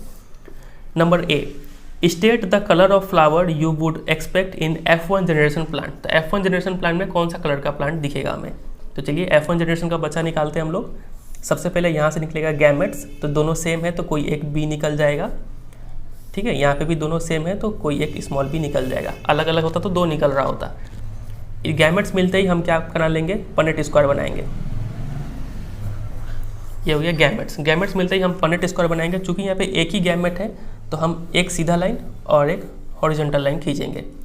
इस वाले बी को यहाँ लिख देंगे, इस वाले बी को यहाँ लिख देंगे, दोनों को मिला के कॉम्बिनेशन यहाँ पे ये बच्चा मिल गया। तो F1 जनरेशन जो होगा उसमें हमें किस टाइप के बच्चे मिलेंगे? बी और बी। ये कौन से? देखिए, तो हमें यहाँ पे समझ में आ रहा था कि कैपिटल बी मतलब ब्लू था, ये मतलब कैपिटल लेटर में लिखा हुआ है तो मतलब यही डोमिनेंट है। तो यहाँ पे इसका कलर क्या हो जाएगा? चूँकि एक कैपिटल बी है यहाँ पे तो इसका कलर भी हो जाएगा ब्लू। बात वगैरह समझ रहे हैं? कैपिटल बी से हमें पता चला कि ये जो ब्लू कलर है ये डोमिनेंट ट्राइट है। तो और डोमिनेंट ट्राइट के हमें बात ये पता है कि ये अगर एक भी हुआ तो अपना फीचर शो कर देगा। तो यहाँ पे एक डोमिनेंट है मतलब इसका कलर ब्लू हो जाएगा, ठीक है, क्योंकि डोमिनेंट ब्लू है। तो ये हुआ 1 का आंसर, ए का आंसर हो जाएगा ब्लू। उसके बाद क्वेश्चन नंबर बी पे आते हैं। What must be the percentage of white flower plant in F2 generation if flowers of F1 are self pollinated. अब F1 वाले प्लांट को सेल्फ पॉलिनेट कराया गया है, तो इसी टाइप का एक और प्लांट ले लेते हैं बी, ठीक है। सेल्फ पॉलिनेशन कराएंगे यहाँ पे, तो यहाँ से जो गैमेट्स निकलेगा वो क्या क्या निकल सकता है? क्या तो कैपिटल बी नहीं तो स्मॉल बी निकल सकता है। यहाँ पे गैमेट्स जो निकलेगा वो क्या तो कैपिटल बी नहीं तो स्मॉल बी निकल सकता है। ये है हमारा गैमेट्स। जैसे ही हमें गैमेट्स मिला हम क्या बना लेंगे, पनेट स्क्वायर बनाएंगे। चूँकि 2 गैमेट्स हैं यहाँ पे तो 2 वर्टिकल लाइन और 2 हॉरिजॉन्टल लाइन, ठीक है। इस कैपिटल बी स्मॉल बी को यहाँ लिखते हैं और इस वाले को यहाँ लिखते हैं, ठीक है। अब ये आपका मर्जी था, इसको चाहते तो यहाँ, इसको यहाँ भी लिख सकते थे, बात एक ये। अब बनाइए combination capital B capital B, capital B small B, capital B small B और यहाँ पे स्मॉल बी, ठीक है। तो F2 जनरेशन में हमें क्या क्या देखने को मिल रहा है, capital B comma capital B small B comma capital B small B और स्मॉल बी। तो ये सब हो गए F2 के प्लांट, ठीक है। अब क्वेश्चन क्या पूछा गया था, देखिए क्वेश्चन में पूछा था कि what must be the percentage of white flower का परसेंटेज पूछा है। तो हमें पता है ये है ब्लू, ये है ब्लू, ये है ब्लू और ये है वाइट, ठीक है, क्योंकि ये स्मॉल बी वाइट था, ठीक है। तो ये तो हो गया ब्लू ब्लू ब्लू और ये वाइट, लिख नहीं रहे, ठीक है।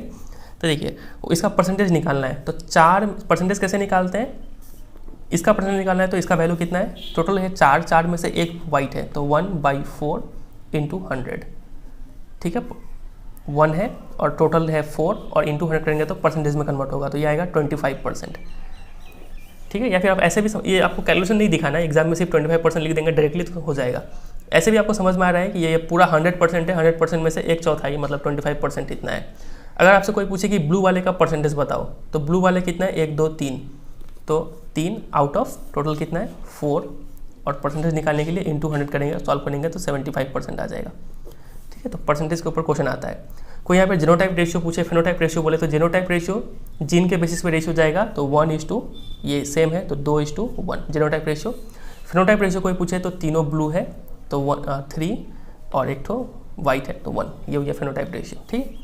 तो फिलहाल यहाँ पे सिर्फ हमें ये पूछा था 25% इसका आंसर होगा बी का। क्वेश्चन नंबर सी देखिए, state the expected ratio of the genotypes BB and capital B small B in the F2 progeny. तो हमें BB = ये वाले BB का रेशियो बताना है।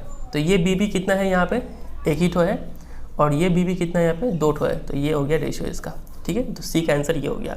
तो इस टाइप का ही क्वेश्चन मैक्सिमम आता है, ठीक है। इस चैप्टर से ये मेन क्वेश्चन बनता है, तो ये क्वेश्चन अगर आप सॉल्व कर लेंगे तो काम बनेगा आपका।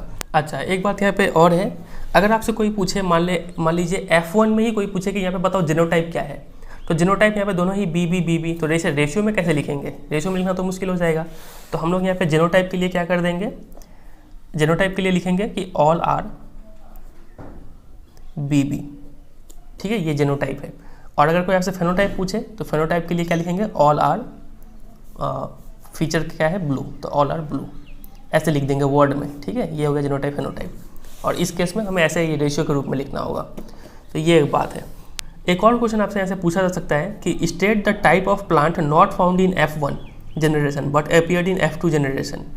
मतलब कि ऐसा प्लांट बताओ जो F1 में नहीं था लेकिन F2 में देखने को मिला।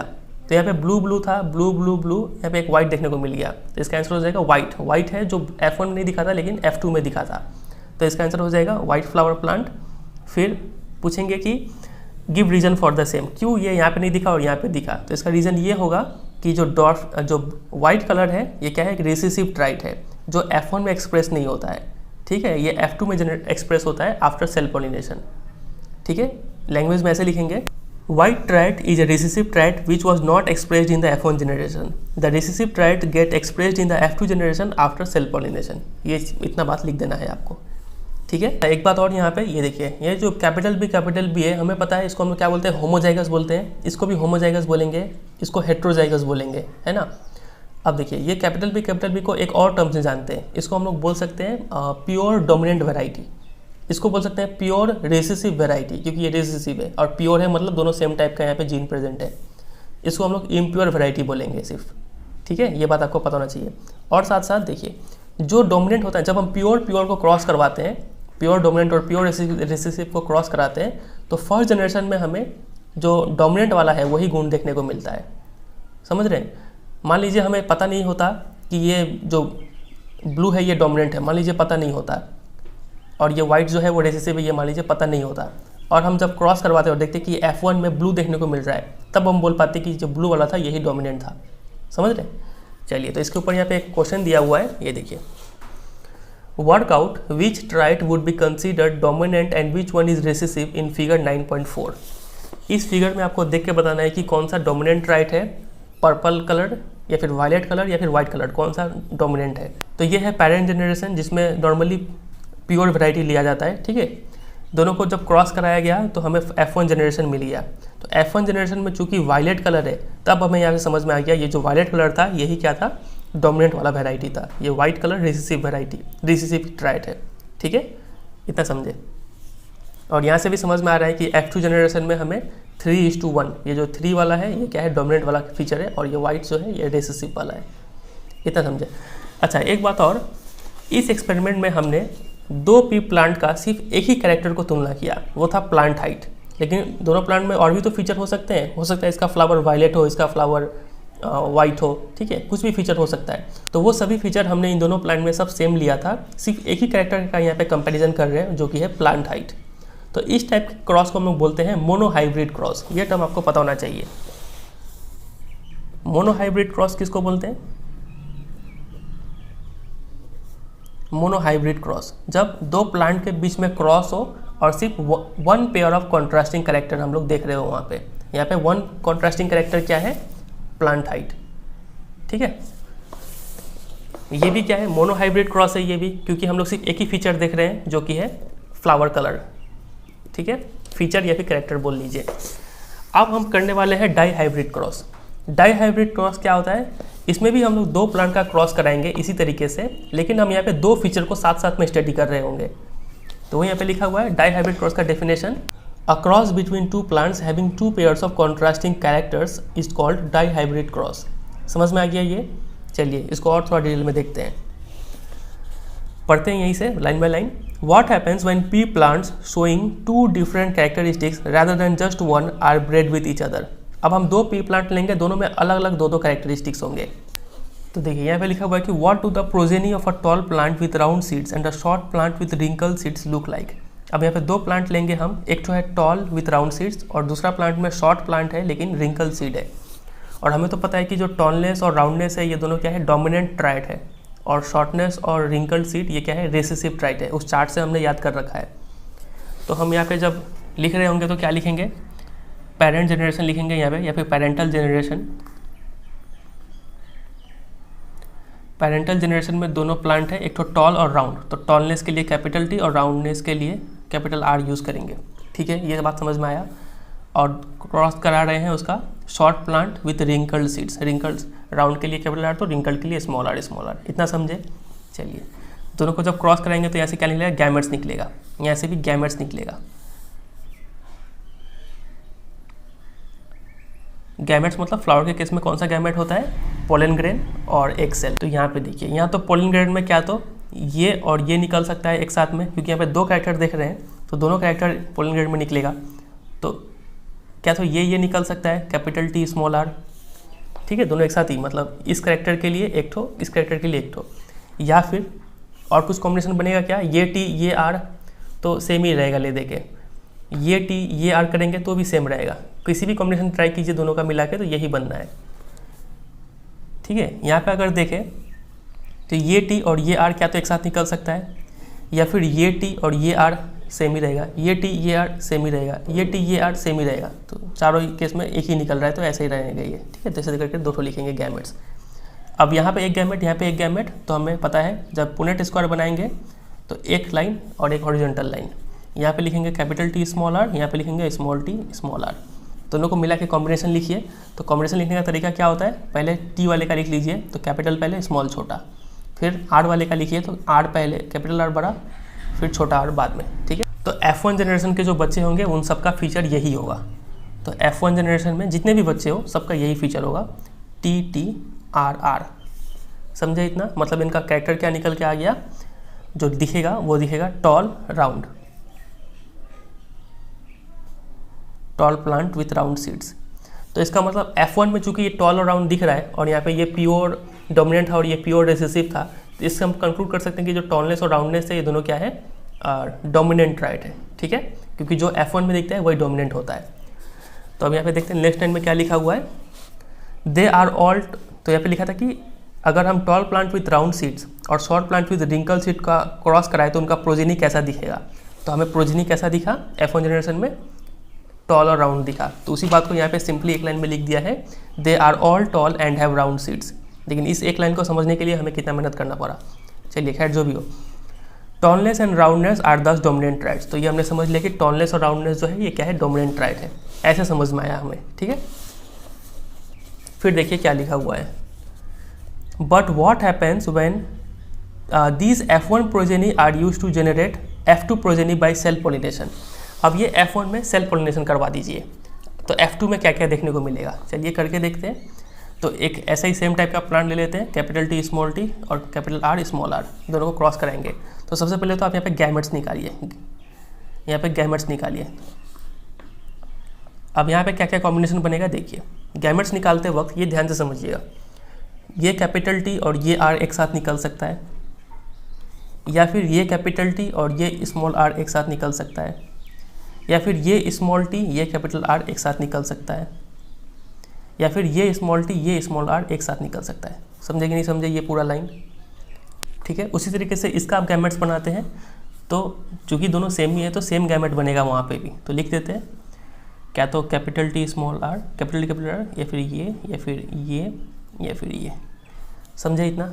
चलिए अब चूँकि यहाँ पे 4 गैमेट दिखाए तो हमें 4, जब पोनेट स्क्वायर बनाएंगे तो 4 वर्टिकल लाइन और 4 हॉरिजॉन्टल लाइन।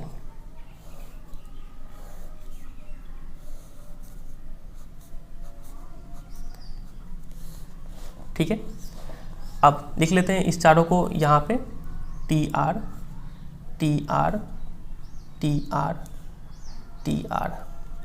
इन चारों को यहाँ पे लिख लेते हैं TR TR TR और ये T ये R। ठीक है, ये खाली रह जाता है। अब दोनों को मिला के कॉम्बिनेशन लिखते जाइए। तो पहले T का लिख लीजिए, कैपिटल T, फिर R को लिखिए, फिर यहाँ पे लिखेंगे तो T का पहले लिखेंगे और R का लिखेंगे तो R कैपिटल वाला पहले लिखेंगे। ठीक है, फिर इसका लिखते हैं T R R, फिर इसका लिखेंगे तो capital T small t, capital R small r। समझ में आ रहा है। फिर यहाँ पे देखिए capital T capital R small r, ऐसे करके पूरा भर लेंगे।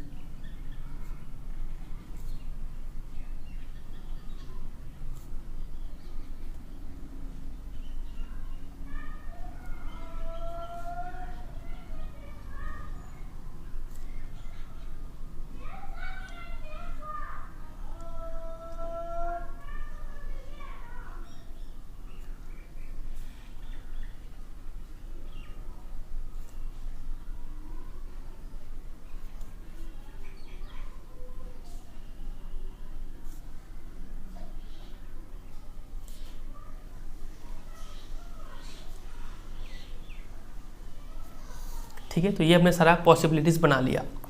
तो F2 जनरेशन में हमें इतने सारे देखने को मिलेंगे। तो यही हमारा बन गया F2 जनरेशन। ठीक है, ये सारा चीज़ हमें देखने को मिलेगा। तो कौन सा टाइप का प्लांट हमें देखने को मिल रहा है। एक तो हमें दिख रहा है टॉल राउंड।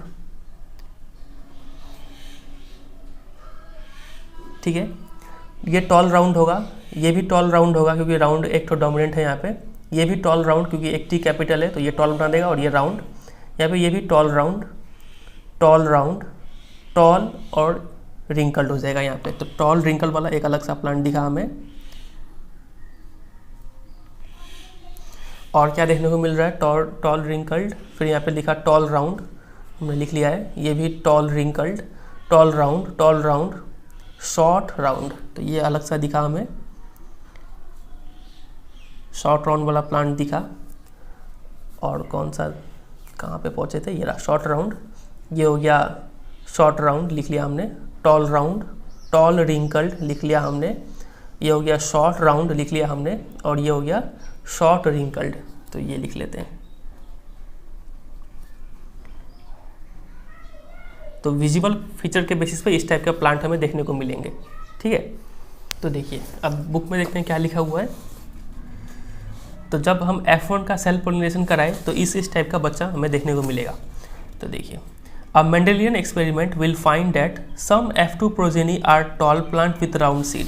तो F2 में कुछ ऐसे प्लांट होंगे जो टॉल होंगे, राउंड होंगे, इस टाइप के प्लांट देखने को मिलेंगे, ठीक है। इस टाइप का प्लांट पहले भी था, ये रहा टॉल राउंड वाला प्लांट हमें पहले जनरेशन में था, F1 में भी देखने को मिला था टॉल राउंड, तो हमें यहाँ पे भी F2 में देखने को मिला, तो ठीक है, कोई नया बात नहीं है ये। फिर and some were short plant with wrinkled seed, तो short plant with wrinkled seed भी हमें देखने को मिला, ये हमें पेरेंट जनरेशन में हमने पहले भी लिया था शॉर्ट रिंकल्ड, तो ये हमें F2 में देखने को मिला, चलिए ये भी कोई नया बात नहीं है। फिर however there would also be some F2 progeny that showed new mixture, F2 में कुछ नए नए मिक्सचर भी देखने को मिले, जैसे कि ये रहा some of them would be tall but have wrinkled seed, ये रहा टॉल बट रिंकल्ड, इस टाइप का प्लांट क्या पहले था? टॉल एंड रिंकल्ड क्या पहले था? यहाँ पे नहीं था, टॉल राउंड था, शॉर्ट रिंकल्ड था, टॉल राउंड था, लेकिन क्या टॉल एंड रिंकल्ड पहले कभी था? आज से पहले नहीं था, F2 में नया बार देखने को मिला। फिर इसी तरीके से while others would be short but have round seed, short round, ये भी क्या पहले कहीं था? नहीं था, तो ये भी हमें एक नया मिक्सचर यहाँ पे देखने को मिला।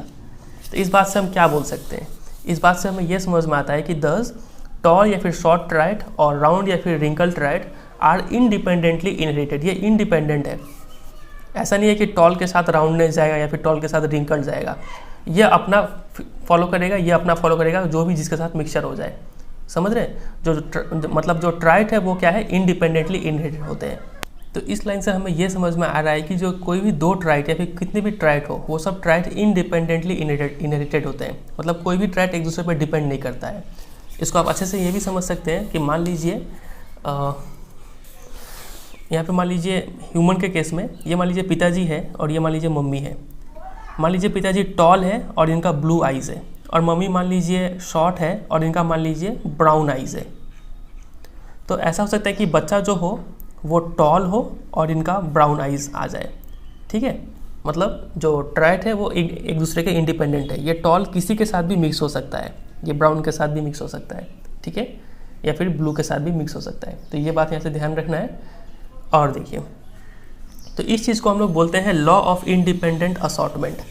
तो इस बात को हम लोग बोलते हैं लॉ ऑफ इंडिपेंडेंट असॉर्टमेंट, मतलब जो ट्राइट है वो इंडिपेंडेंटली इनहेरिटेड होते हैं, कोई भी ट्राइट किसी के साथ भी मिक्स हो सकता है, ठीक है। ये बात हमने समझा। फिर देखिए क्या लिखा, another example is shown in figure 9.5। एक और एग्जांपल यहाँ पे शो किया गया है, इसको समझते हैं, लेकिन थोड़ी देर उससे पहले यहाँ पे ज़रा जेनोटाइप और फेनोटाइप का काम कर लिया जाए। यहाँ पे अगर हम जेनोटाइप बोले F1 में जेनोटाइप, तो all are capital T small t capital R small r, ये बात लिख देना है। यहाँ पे जेनोटाइप हो जाएगा all are capital T small t capital R small r, ये लिख देंगे। और अगर फेनोटाइप का बात करें तो all are tall plant with round seeds, tall plant with round seeds, इतना ही बात लिख देना है यहाँ पे, ठीक है। इसमें अगर बात करें जेनोटाइप का, तो जेनोटाइप क्या हो जाएगा? जेनोटाइप मतलब जीन के बेसिस पे फीचर, लेकिन उससे पहले तरह फेनोटाइप लिख लेते हैं, ये इजी होगा। फेनोटाइप मतलब जो विजिबल कैरेक्टर है उसके बेसिस पे फीचर। तो टॉल राउंड कितने हैं गिन लीजिए ज़रा, ये है टॉल राउंड, तो 1 2 3 4 5 6 7 8 9, तो 9 है टॉल राउंड। टॉल रिंकल्ड ज़रा ढूंढ लेते हैं, टॉल रिंकल्ड ये रहा 1 2 3, तो 3 हो गया टॉल रिंकल्ड, ठीक है। फिर शॉर्ट राउंड ढूंढ लेते हैं ज़रा, शॉर्ट राउंड ये रहा शॉर्ट राउंड 1 2 3, शॉर्ट राउंड भी हो गया 3। और शॉर्ट रिंकल्ड मतलब छोटा छोटा, शॉर्ट रिंकल्ड ये रहा शॉर्ट और रिंकल्ड, तो एक ही है शॉर्ट रिंकल्ड का। तो ये याद रखिए, फेनोटाइप रेशियो हो गया 9:3:3:1, बहुत फेमस रेशियो है ये, ठीक है। और अगर हम जेनोटाइप निकालना चाहें, जेनोटाइप मतलब जीन्स के बेसिस पे कैरेक्टरिस्टिक्स, तो capital T capital R small r, ऐसा और कोई है क्या? कैपिटल T ऐसा नहीं है, ऐसा कोई और नहीं है, तो ये क्या 1:2। फिर इस टाइप का कोई और है क्या? TT R ये रहा एक और मिला 1 2 2 ठो है। तो ये जब करने जाएंगे ना तो ये बहुत कॉम्प्लेक्स निकलेगा, बहुत लंबा चौड़ा रेशियो आएगा, तो इसको हम लोग कोई नहीं निकालता है, इसको हम लोग लिख देते हैं वेरी कॉम्प्लेक्स। ये क्वेश्चन एग्जाम में नहीं आता है। आपसे ज़्यादा से ज़्यादा सिर्फ फेनोटाइप रेशियो पूछेंगे, 2 डाइहाइब्रिड क्रॉस का फेनोटाइप, वो भी F2 का, ठीक है। तो ये रेशियो आप याद रखिएगा, जीनोटाइप नहीं पूछते हैं जनरली, पूछेंगे ही नहीं है, ठीक है, श्योर है ये, सिर्फ ये पूछेंगे आपसे। तो देखिए यहाँ पे एक और एग्जांपल दिया गया है, यहाँ पे 2 प्लांट लिया गया और दोनों का 2 फीचर का तुलना किया जा रहा है, तो दोनों ये हो जाएगा डाइहाइब्रिड क्रॉस, क्योंकि यहाँ पे 2 फीचर लिया गया है। तो राउंड सीड है, ग्रीन कलर है, ठीक है। ये हो गया रिंकल्ड सीड, येलो कलर। अब देखिए ग्रीन चूँकि ये है रिसेसिव, तो छोटा वाई से, और येलो डोमिनेंट है तो कैपिटल वाई से डिनोट किए हैं। यहाँ से गैमेट्स निकालें तो गैमेट्स क्या, तो ये R और ये Y निकलेगा। चलिए इसको हम खुद से करके देख लेते हैं, ज़्यादा अच्छे से समझ में आएगा। बुक वाले में एग्जांपल लिया गया है, पेरेंट जनरेशन में एक ठो लिया गया है कैपिटल R Y, और दूसरा लिया गया है स्मॉल r कैपिटल Y, ठीक है। गैमेट्स निकालते हैं। गैमेट्स में हमें ये R ये Y का कॉम्बिनेशन देखने को मिलेगा, या फिर ये R ये Y तो सेम ही है, नहीं लिखते हैं, ये R ये Y सेम ही है, ये R ये Y सेम ही है, तो एक ही टाइप का निकला। यहाँ पे निकालेंगे गैमेट्स, तो ये R ये Y या फिर ये R ये Y ये R सब सेम निकलेगा, ठीक है। तो एक टाइप का गैमेट निकला, तो हम एक वर्टिकल एक हॉरिजॉन्टल, यहाँ पे इस वाले को यहाँ पे और इस वाले को यहाँ पे बना दीजिए combination RY capital Y small y। तो F1 में जो प्लांट मिलेगा वो सभी इस टाइप के मिलेंगे, RY, मतलब round seed with yellow colour, ठीक है, ये मिल गया। अब जब F1 को क्रॉस कराएंगे और F2 निकालने की कोशिश करेंगे तो ये सब सेम टाइप का प्लांट होगा। तो देखिए F2 में अब यहाँ पे पहले गैमेट्स निकालेंगे ना, पहले गैमेट्स निकालेंगे, तो ये R ये Y निकल सकता है, या फिर ये R और ये Y निकल सकता है, या फिर ये R और ये Y निकल सकता है, या फिर ये R और ये Y निकल सकता है। यहाँ पे भी सेम है, तो यही चारों केस यहाँ पे निकल सकेगा, RY और RY, ठीक है। अब 4 गैमेट यहाँ पे दिखा, तो 4 वर्टिकल लाइन, 4 हॉरिजॉन्टल लाइन, ठीक है। इस चारों को यहाँ पे लिखते हैं RY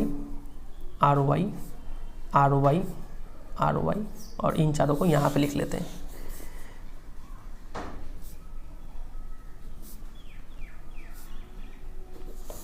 बनाइए कॉम्बिनेशन RY, फिर ये R ये Y, हमेशा कैपिटल आगे लिखते हैं, फिर छोटा बाद में, कैपिटल आगे छोटा बाद में, फिर दोनों कैपिटल है, फिर RY RY।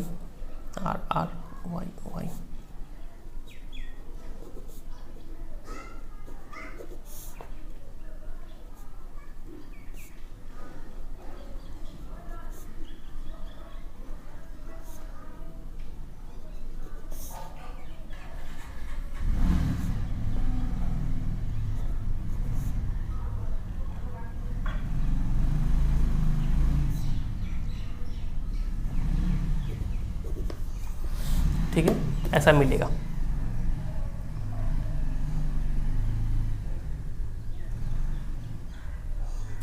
तो यहाँ पे भी देखिए, ये हमें ये कौन सा फीचर शो करेगा, राउंड येलो।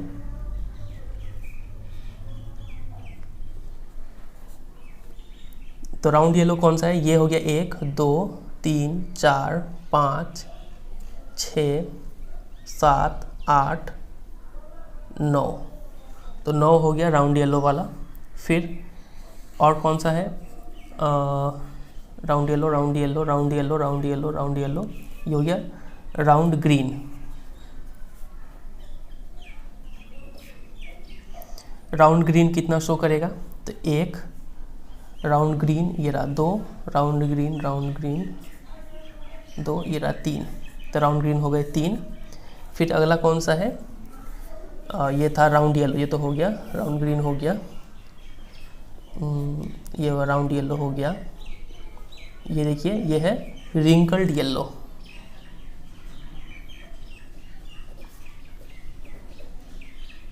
रिंकल्ड येलो कितना है, ये 1, ये 2, 3, रिंकल्ड येलो भी 3, और लास्ट वाला तो ये यही मिलता है हमें, ये हो जाएगा कौन सा हो जाएगा, ये रिंकल्ड और ग्रीन।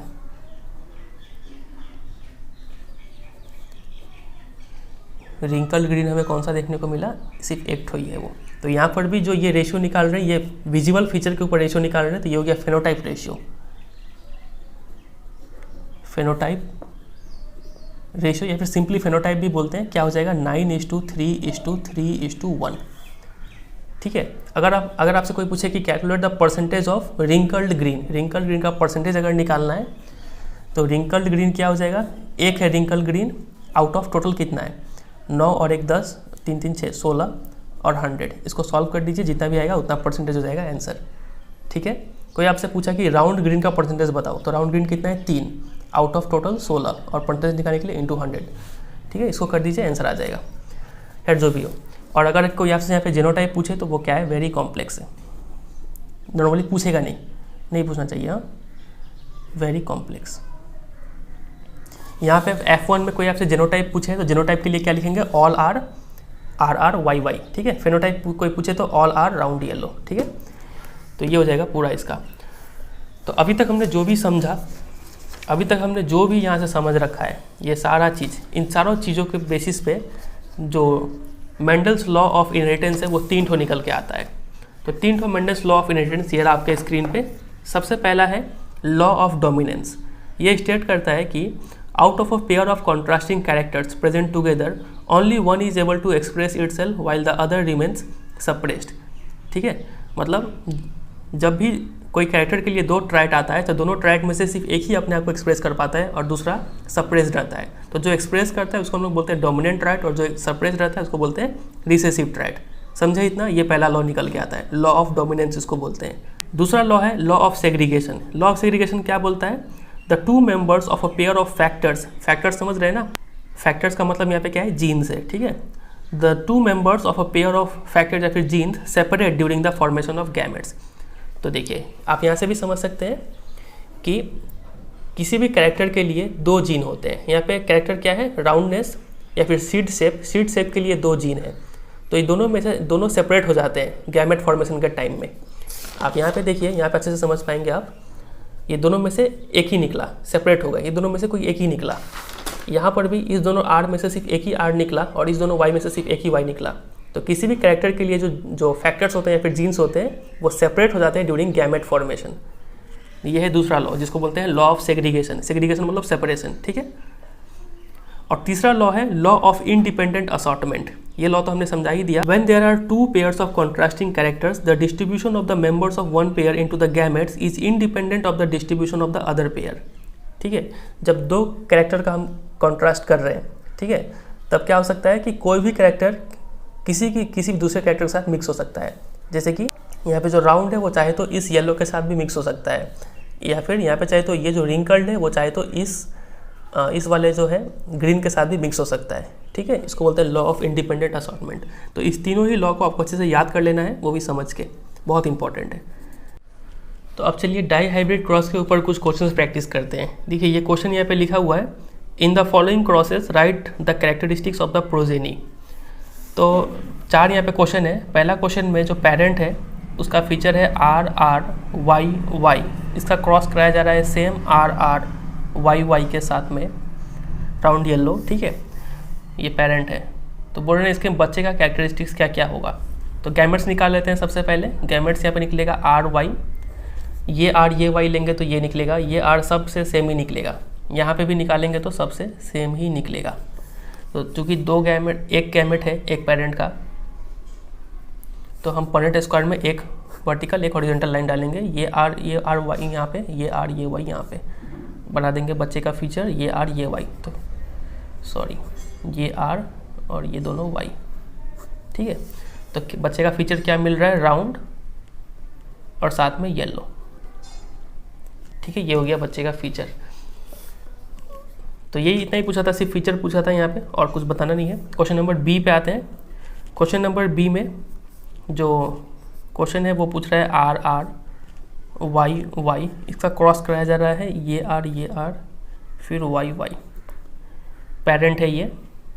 तो इसका भी गैमेट्स निकालेंगे। सबसे पहले गैमेट्स निकलेगा ये आर ये वाई, ये तो फिर वही लंबा चौड़ा बनेगा, ये आर ये वाई फिर आर वाई फिर आर वाई, ये 4 गैमेट यहाँ के, फिर यहाँ के भी 4 गैमेट्स निकालेंगे, आर वाई, फिर ये आर से ये वाई, फिर ये आर से ये वाई, और फिर ये आर से ये वाई। ठीक है, जैसे हम निकाल रहे हैं वैसे आप भी कीजिएगा तो इजी होगा ऐसे। अब ये हो गया गैमेट्स, ये था F1 जनरेशन, यहाँ पे भी F1 जनरेशन में फिर वही लंबा चौड़ा टेबल बनाना पड़ जाएगा। 4 गैमेट है तो 4 वर्टिकल फिर 4 हॉरिजॉन्टल, ये आप खुद से कर लीजिएगा। ठीक है, और उसके बेसिस पे फीचर लिखना है, ये आपके लिए होमवर्क रहेगा, आप एक बार खुद से इसको प्रैक्टिस कीजिएगा। हम क्वेश्चन नंबर सी करते हैं।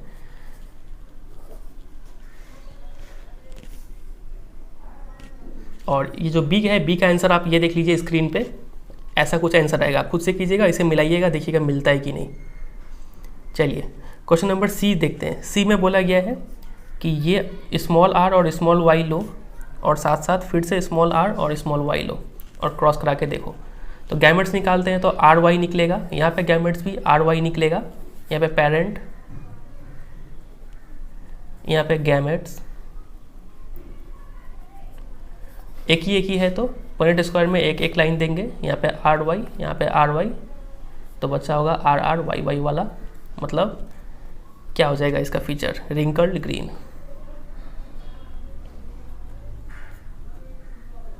ठीक है, सिर्फ कैरेक्टरिस्टिक लिखने बोला जा रहा है यहाँ पे। और क्वेश्चन नंबर डी देखिए, डी भी अच्छा क्वेश्चन है। डी में लिखा हुआ है कि ये आर और ये वाई लो, और साथ साथ ये आर ये वाई लो। तो ये भी इजी है, उसी टाइप का है। यहाँ पे गैमेट निकालिए तो आर वाई निकलेगा, यहाँ पे गैमेट निकालिए तो आर वाई निकलेगा।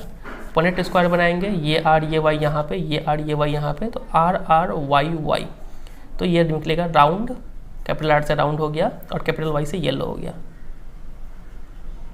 समझ में आया? ये यही हो जाएगा। यहाँ पे पेरेंट गैमेट्स F1 लिखना है बस। चलिए एक क्वेश्चन और देखिए जो अच्छा क्वेश्चन है यहाँ पे, ये study the following cross showing self pollination in F1, fill in the blank. तो देखिए पेरेंट में आर वाई, फिर उधर पे आर वाई क्रॉस कराया गया, तो F1 में क्या मिलेगा? तो यही तो सेम ही है। देखिए यहाँ पे बच्चे निकलेंगे, सभी बच्चे का फीचर यही होगा F1 में, आर वाई। तो F1 में देखिए एक में तो ये लिख दिया गया है, दूसरा में क्वेश्चन मार्क दिया हुआ है, तो उस डैश वाले में क्या लिखेंगे, यही फिर से लिख देंगे। ठीक है, हमें पता है F1 में यही दो हो जाएगा, तो क्वेश्चन मार्क का जगह यही आएगा, आर वाई। चलिए तो अभी तक हमने जो भी चीज़ पढ़ा है उसको एक बार रिकैप करते हैं ताकि अच्छे से आपको समझ में आ जाए। सबसे पहला बात हमने देखा कि मेंडल ने गार्डन पी प्लांट है उसको यूज़ किया है, यह है कॉमन नेम, और इसका साइंटिफिक नेम हो गया पीजम सैटिवम। ठीक है, और क्यों इन्होंने गार्डन पी प्लांट चूज़ किया, उसके 5 रीज़न है, हमने उसको डिटेल में देखा। उसके बाद इन्होंने क्या किया, 2 पी प्लांट लिया, एक तो था टॉल और एक था शॉर्ट, दोनों को क्या करा दिया, क्रॉस, मतलब क्रॉस पोलिनेशन दोनों में करवा दिया, और क्या प्रोड्यूस किया, प्रोजेनी, मतलब ऑफ स्प्रिंग इन्होंने प्रोड्यूस किया। और देखा कि जब एक टॉल प्लांट और लंबे प्लांट को क्रॉस किया जाता है यहाँ पे, तो उनके जो बच्चे हैं जिसको हम लोग F1 या फिर फर्स्ट जनरेशन या फिर प्रोजेनी ऑफ पेरेंटल जनरेशन भी बोलते हैं, वो बच्चे में कौन सा गुण आता है, ये चीज़ यहाँ पे देखा गया।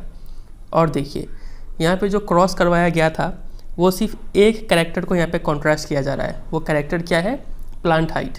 हम लोग बाकी कैरेक्टर जैसे कि सीड शेप हो गया और सीड कलर हो गया, ये सब चीज़ यहाँ पे सेम मान रहे हैं। ठीक है, सिर्फ एक कैरेक्टर को फोकस कर रहे हैं यहाँ पे। तो इस टाइप के क्रॉस को हम लोग बोलते हैं मोनो हाइब्रिड क्रॉस। तो यहाँ पे मोनो हाइब्रिड क्रॉस कराया गया है। मोनो हाइब्रिड क्रॉस का डेफिनेशन क्या होता है वो हमने देखा। फिर देखिए तो यहाँ पे पता चला कि F1 जनरेशन में कोई भी मीडियम हाइट का प्लांट नहीं देखने को मिला। जब टॉल शॉर्ट को क्रॉस करते हैं तो कोई मीडियम नहीं बनता है, सभी क्या बन गए, टॉल बन गए। तो इस चीज़ से क्या कंक्लूजन निकलता है, कंक्लूजन ये निकलता है कि जो प्रोजेनी है वो हमेशा दोनों पेरेंट में से किसी एक पेरेंट का ही कैरेक्टर पिकअप करते हैं, ना कि दोनों का मिक्सचर। ठीक है, चलिए ये बात हमें समझ में आया। उसके बाद यहाँ पे एक सवाल आया मेंडल के मन में कि F1 के जो टॉल प्लांट है और जो पेरेंटल जनरेशन के टॉल प्लांट है क्या दोनों सेम है, इसको पता करने के लिए मेंडल ने क्या किया, इस प्लांट को सेल्फ पॉलिनेशन करवा दिया और इस प्लांट को भी अलग से सेल्फ पॉलिनेशन करवा दिया। जब इसको सेल्फ पॉलिनेशन कराया तो मतलब TT क्रॉस ऐसे ही एक सेम प्लांट TT ले लिया उन्होंने, ठीक है। तो यहाँ से जो गैमेट निकलेगा वो T निकलेगा, यहाँ से जो गैमेट्स निकलेगा वो क्या निकलेगा, कैपिटल T निकलेगा। तो यहाँ पे फिर से पनेट स्क्वायर बना दिया TT, और जो बच्चे निकलेंगे वो कैपिटल T, तो बच्चे निकल गए टॉल, ठीक है। उसीलिए यहाँ पे लिखा हुआ था कि ये the progeny of the parental plant are of course all tall, ठीक है। हम बोले थे बाद में समझाएंगे, अब आपको समझ में आ गया होगा कि क्यों यहाँ पे ऑफ कोर्स लिखा हुआ है, ठीक है। लेकिन जहाँ तक F1 के बच्चे का बात था, जिसको हम लोग F2 या फिर सेकेंड जनरेशन बोलते हैं या फिर प्रोजेनी ऑफ F1 बोलते हैं, यहाँ पे सभी बच्चे जो है वो लंबे नहीं हुए। यहाँ पे 1/4, ठीक है, या फिर 25% जो बच्चे थे वो क्या हो गए, शॉर्ट हो गए।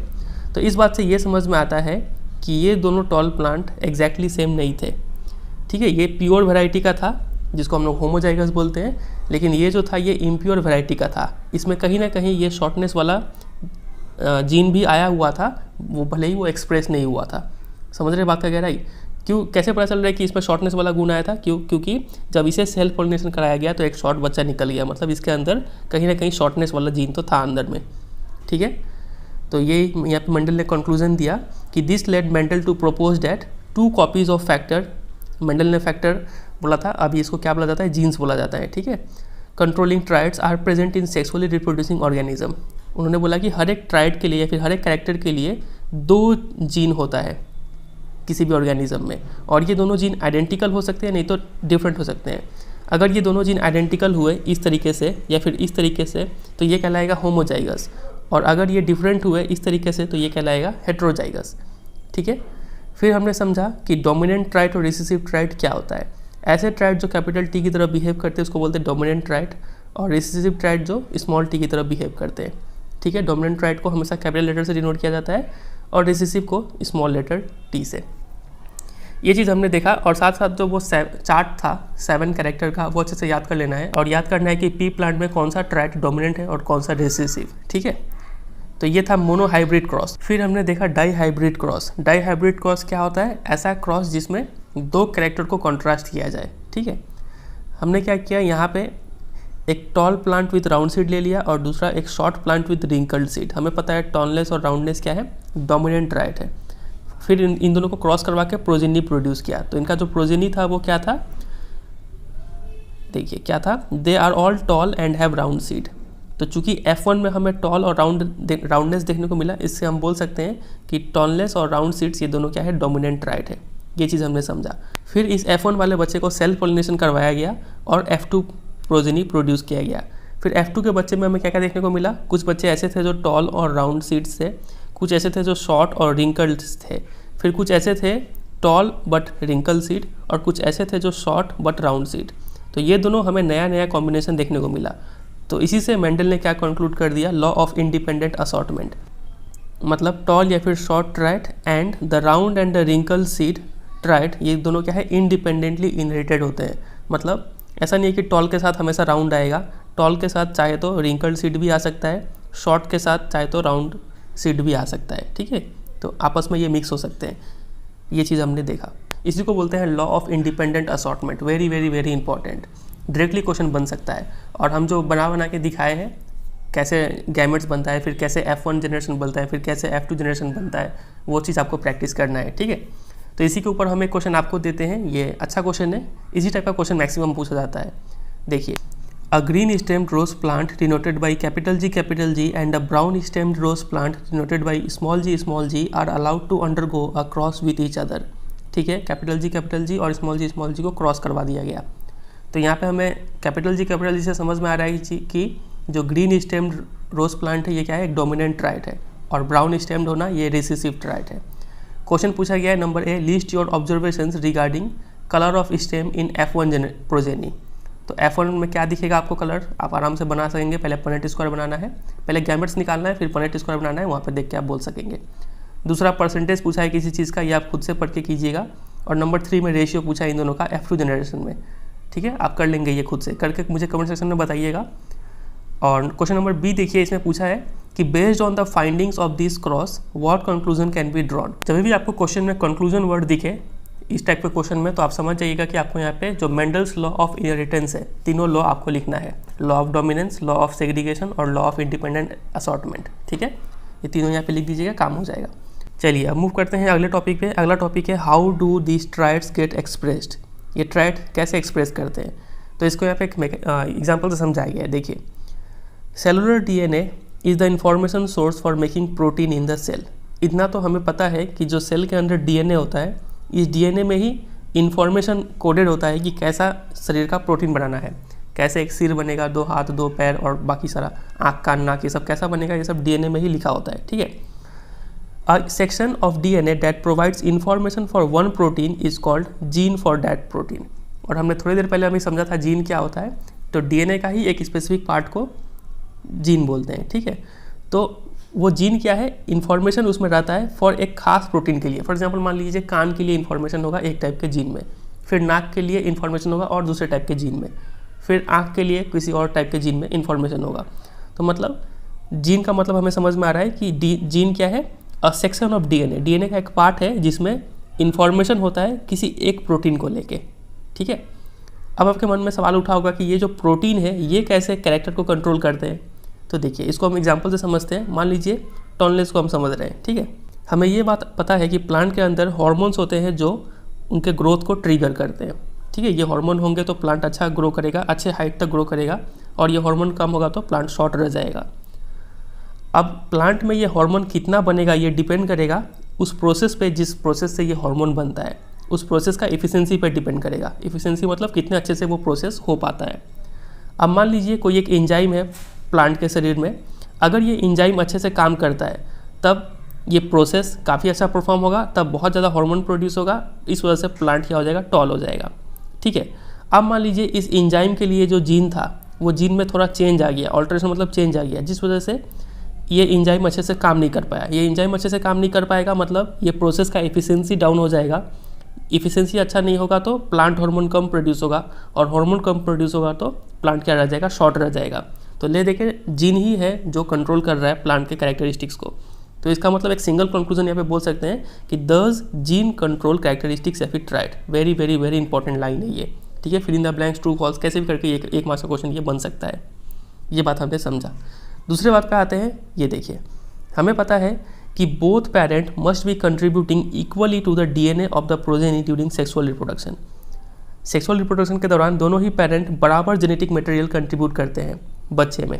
ये बात तो हमें पता है। ठीक है, हमने देखा था कि नॉर्मल ह्यूमन बॉडी में 46 क्रोमोसोम्स होते हैं, लेकिन जो गैमेट्स उनका निकलता है 23 निकलता है।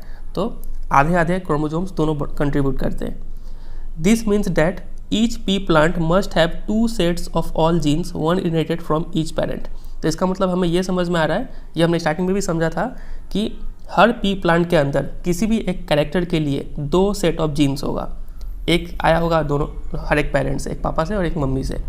ठीक है, अब देखिए यहाँ पे जीन से रिलेटेड एक बात लिखा गया है कि जो जीन है ना, ये सेल के अंदर प्रेजेंट होता है एक लंबे थ्रेड की तरह नहीं, बल्कि एक सेपरेट पीसेस में प्रेजेंट होता है। और हर एक पीसेस को हम लोग क्या बोलते हैं, क्रोमोसोम बोलते हैं। जैसे कि ऐसा नहीं है कि ये जो जीन है ऐसा एक लंबा धागा के रूप में प्रेजेंट होगा डीएनए की तरह। जीन क्या होता है, छोटे छोटे पीसेस में प्रेजेंट होता है, जिसको हम लोग क्या बोलते हैं, क्रोमोसोम्स बोलते हैं। अभी समझेंगे थोड़े डिटेल में, अभी आप ये समझिए। तो ये देखिए, यहाँ से समझना इजी होगा। ये है एक कोई भी बॉडी का सेल। ठीक है, सेल के अंदर आप ये देख पा रहे हैं न्यूक्लियस, और न्यूक्लियस के अंदर आप ब्लू कलर के जो क्रॉस टाइप स्ट्रक्चर देख रहे हैं, ये सब क्या है, क्रोमोसोम्स है। ठीक है, इसी में से एक क्रोमोसोम का डायग्राम यहाँ पे बनाया गया है डिटेल में। तो देखिए, अगर इस क्रोमोसोम का एक पार्ट को यहाँ से खोलेंगे तो आपको कुछ जूम करते करते ऐसा कुछ देखने को मिलेगा। और ये चीज़ ले देखिए क्या है, ये चीज़ हमारा डीएनए है यहाँ से यहाँ तक। ठीक है, और इस डीएनए का स्पेसिफिक पार्ट यहाँ से लेकर मान लीजिए यहाँ तक, ये क्या कहलाएगा, जीन कहलाएगा। देखिए यहाँ पे लिखा हुआ है जीन। ठीक है, इतना समझे।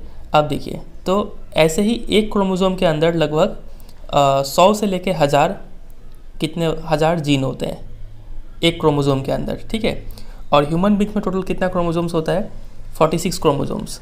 46 क्रोमोसोम्स पेयर्स में होते हैं, तो 23 पेयर्स में एग्जिस्ट करते हैं। ठीक है, तो टोटल ह्यूमन बॉडी में लगभग 20,000 से 25,000 जीन्स होते हैं। ठीक है, इस बात को आप ध्यान रखिएगा, एग्जाम में पूछते नहीं है, बस ऐसे नॉलेज के लिए था। अब देखिए, अभी हमने थोड़ी देर पहले पढ़ा था कि जो जीन्स होते हैं वो लॉन्ग थ्रेड के रूप में प्रेजेंट नहीं होता। ऐसा नहीं कि धागे के स्ट्रक्चर में होंगे, ऐसा एक ही धागे में सब टाइप का जीन्स होगा, ऐसा नहीं होता है। जीन्स जो होता है वो कैसे प्रेजेंट होता है, एज सेपरेट इंडिपेंडेंट पीसेस में प्रेजेंट होता है, और उस पीस को क्या बोलते हैं, क्रोमोसोम बोलते हैं। ठीक है, अभी हमने नीचे के डायग्राम में भी देखा। तो ये देखिए, ये है क्रोमोसोम, ये है क्रोमोसोम। तो इस क्रोमोसोम के अंदर क्या है, डीएनए है, और डीएनए का स्पेसिफिक पार्ट को जीन बोलते हैं, इतना समझे।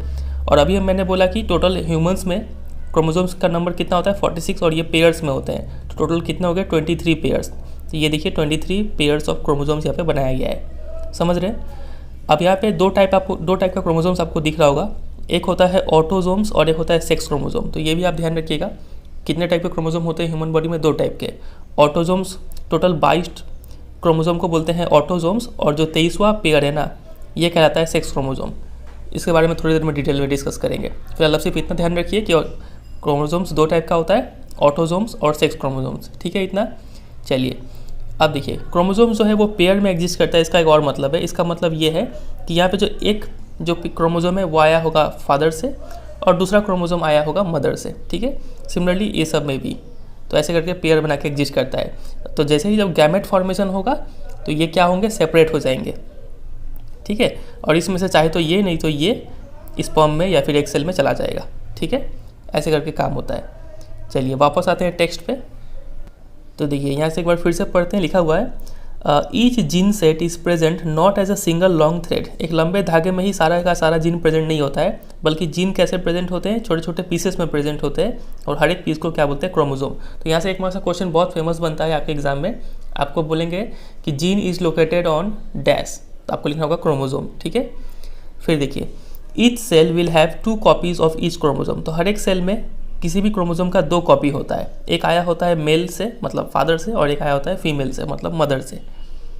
एवरी जर्म सेल मतलब समझ रहे हैं, स्पर्म या फिर एक सेल को बोला जा रहा है, will take 1 chromosome from each pair.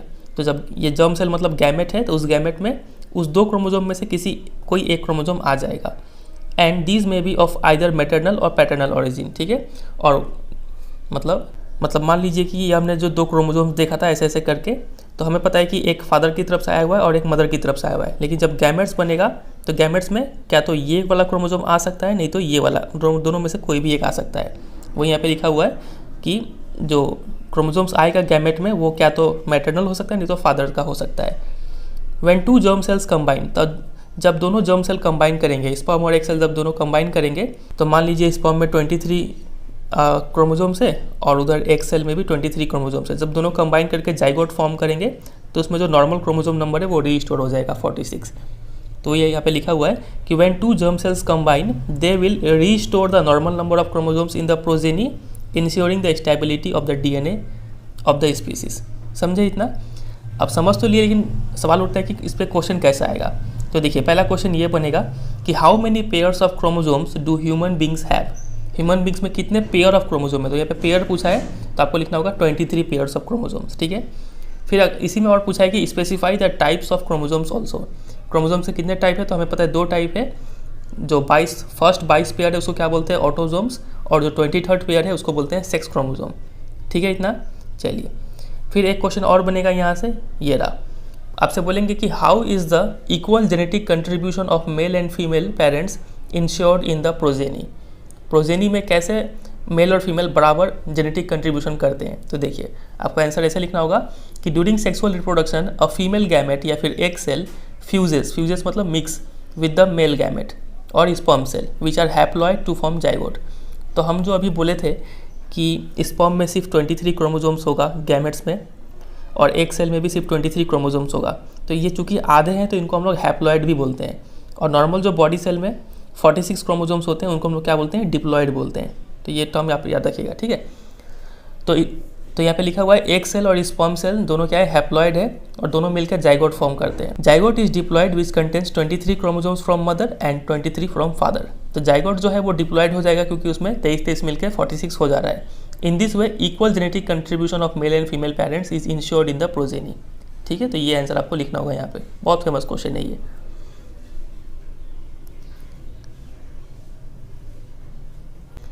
चलिए अब मूव करते हैं लास्ट टॉपिक पे, जो कि है सेक्स डिटर्मिनेशन। ये तो वेरी वेरी वेरी इंपॉर्टेंट, मान के चलिए बहुत चांसेस है ये क्वेश्चन इस बार आने का बोर्ड एग्जाम में, ठीक है।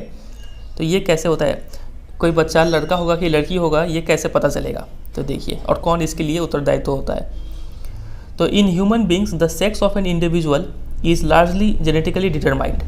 जो इंडिविजुअल का सेक्स है कि वो लड़का होगा कि लड़की होगा, ये जेनेटिकली डिटरमाइन होता है, ठीक है, जीन्स पे डिपेंड करता है। The genes inherited from our parent decide whether we will be boys और गर्ल्स। पेरेंट के जीन्स पे डिपेंड करेगा कि उनके गैमेट में कौन सा टाइप का जीन आ रहा है, उस पर डिपेंड करेगा कि हम लड़के होंगे या फिर लड़की होंगे। अब ये कैसे डिपेंड करेगा, चलिए समझते हैं। The explanation lies in the fact that all human chromosomes are not paired. तो एक्सप्लेनेशन ये है कि जितने भी ह्यूमन क्रोमोजोम्स है ना, वो सब क्या है, पेयर्ड नहीं है। अब आप बोलेंगे हम तो अभी बोले थे कि टोटल 46 क्रोमोजोम्स है और ये पेयर में एग्जिस्ट करते हैं तो 23 पेयर्स हो गया, लेकिन यहाँ पे लिखा हुआ है सभी पेयर्ड नहीं है। ऐसा क्यों है, देखिए समझते हैं। Most human chromosomes have a maternal and a paternal copy and we have 22 such pairs. तो जितने भी ज़्यादातर क्रोमोजोम्स है ना, टोटल 44 क्रोमोजोम्स, ये ऐसे हैं जिनका पेयर सही तरीके से बनता है। 22 पेयर्स है, मतलब इसमें एक क्रोमोजोम्स होगा फादर की तरफ से और एक क्रोमोजोम होगा मदर की तरफ से, ठीक है। तो ऐसे करके 22 पेयर है, ठीक है। और इन सबको हम लोग क्या बोलते हैं, ऑटोजोम्स बोलते हैं, ठीक है। बट वन पेयर, लेकिन एक जो पेयर है 23वां पेयर, जिसको हम लोग सेक्स क्रोमोजोम बोलते हैं, is odd in not always being a perfect pair. यह हमेशा से परफेक्ट पेयर नहीं बनाता है। वुमेन के केस में ये परफेक्ट पेयर होता है, क्योंकि यहाँ पे जो क्रोमोजोम्स होते हैं दोनों एक्स एक्स होते हैं। लेकिन मेन के केस में ये मिसमैच होता है, जिसमें एक नॉर्मल साइज़ का एक्स तो होता है, लेकिन दूसरा वाला क्रोमोजोम शॉर्ट वन जो होता है उसको वाई बोलते हैं।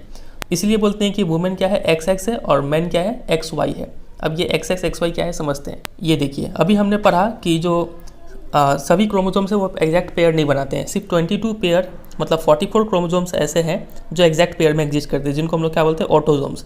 आप देख पा रहे हैं, ये पेयर है, पेयर है, पेयर है, सब पेयर बना रहे हैं, यहाँ तक सब पेयर बना रहे हैं, ठीक है।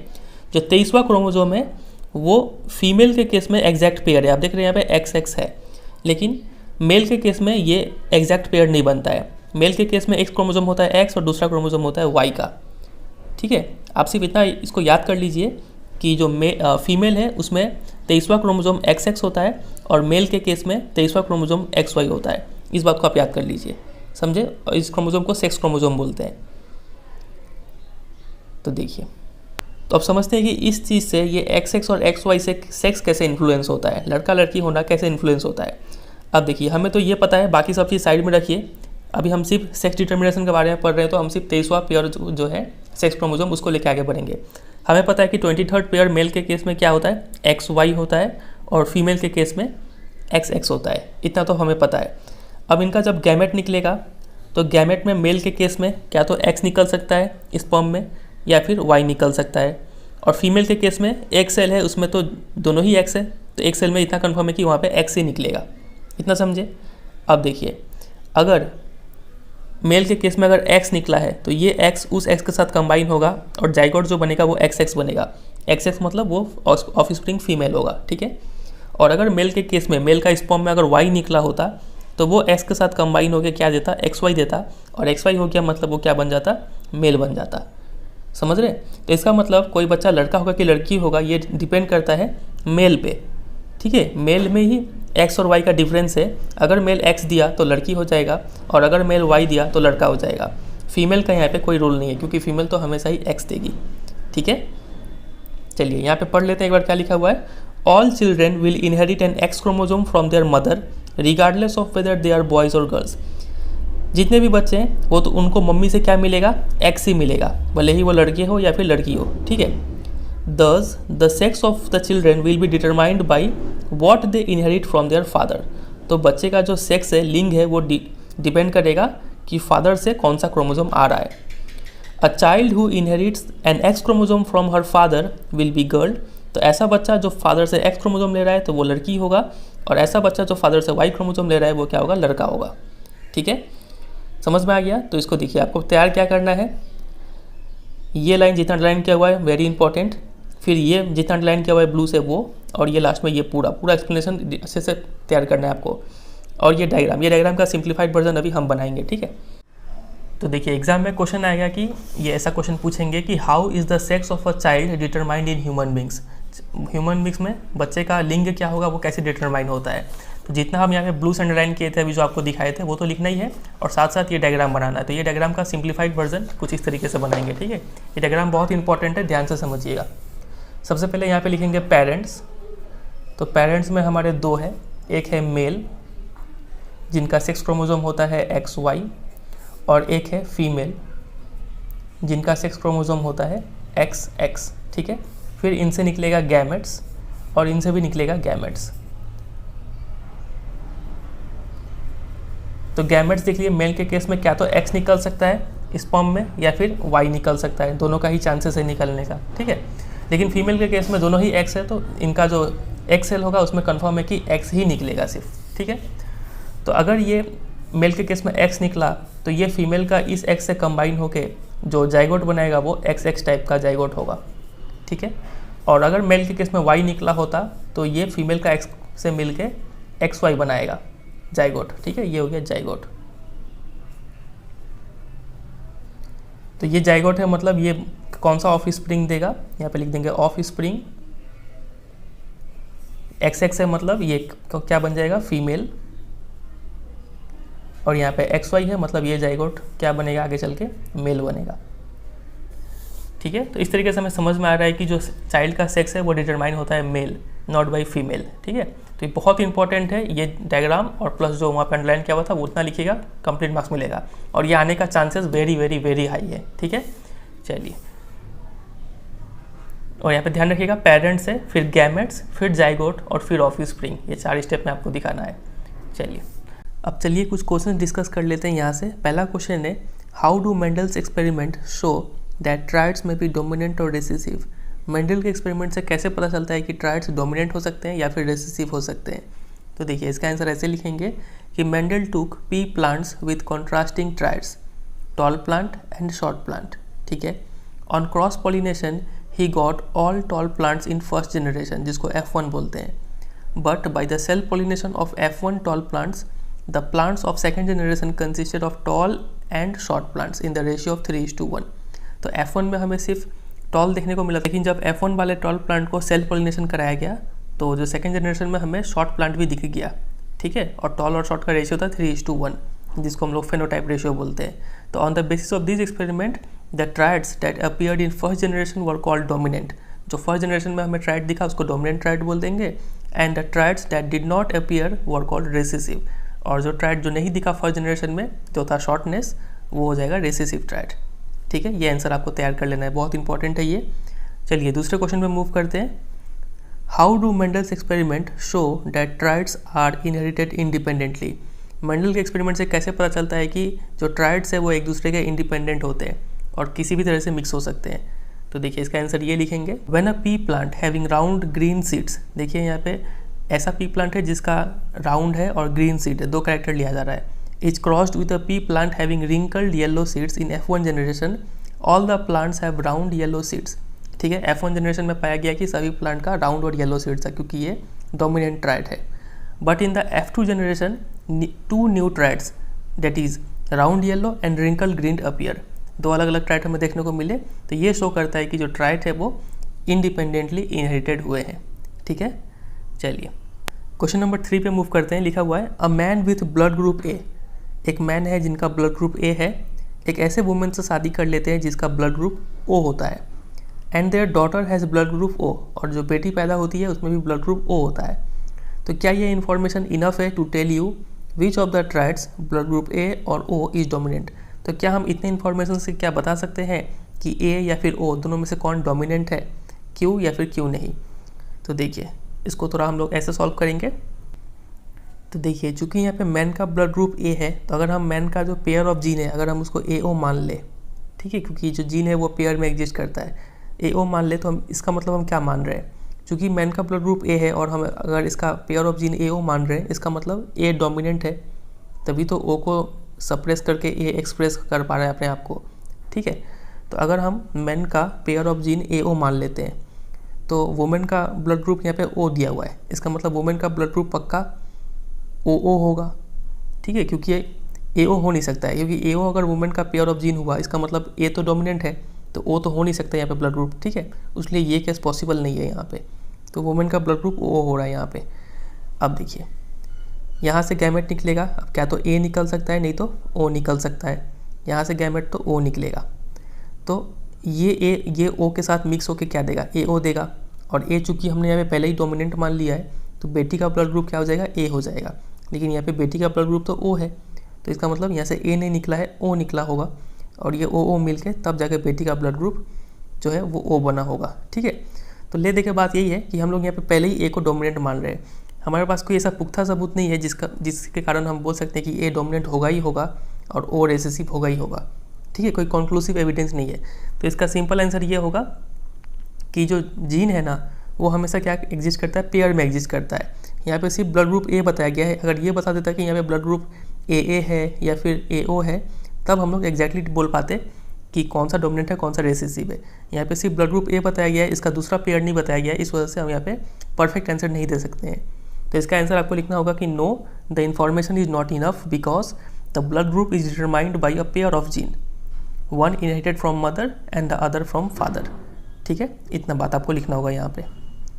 चौथा क्वेश्चन है how is the sex of a child determined in human beings. ये तो बहुत फेमस क्वेश्चन है, इसका सॉल्यूशन हम पहले ही कर चुके हैं। ठीक है, चलिए अगला जो टॉपिक है इवोल्यूशन, ये इस बार के सिलेबस से हट चुका है, तो यहाँ से आपको नहीं पढ़ना है, चैप्टर यहाँ पे एंड हो जाता है। कुछ क्वेश्चंस एक्सरसाइज से देख लेते हैं। तो देखिए यहाँ पे एक क्वेश्चन है, a Mendelian experiment consisted of breeding tall pea plant bearing violet flowers with short pea plant bearing white flower.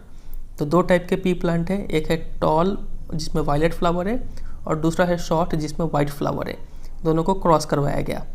ठीक है, फिर तो क्या पाया गया, the progeny all bore violet flower. तो प्रोजेनी में हमें वायलेट फ्लावर देखने को मिला, इसका मतलब जो वायलेट है वो क्या है, डोमिनेंट है, इतना हमें समझ में आ गया।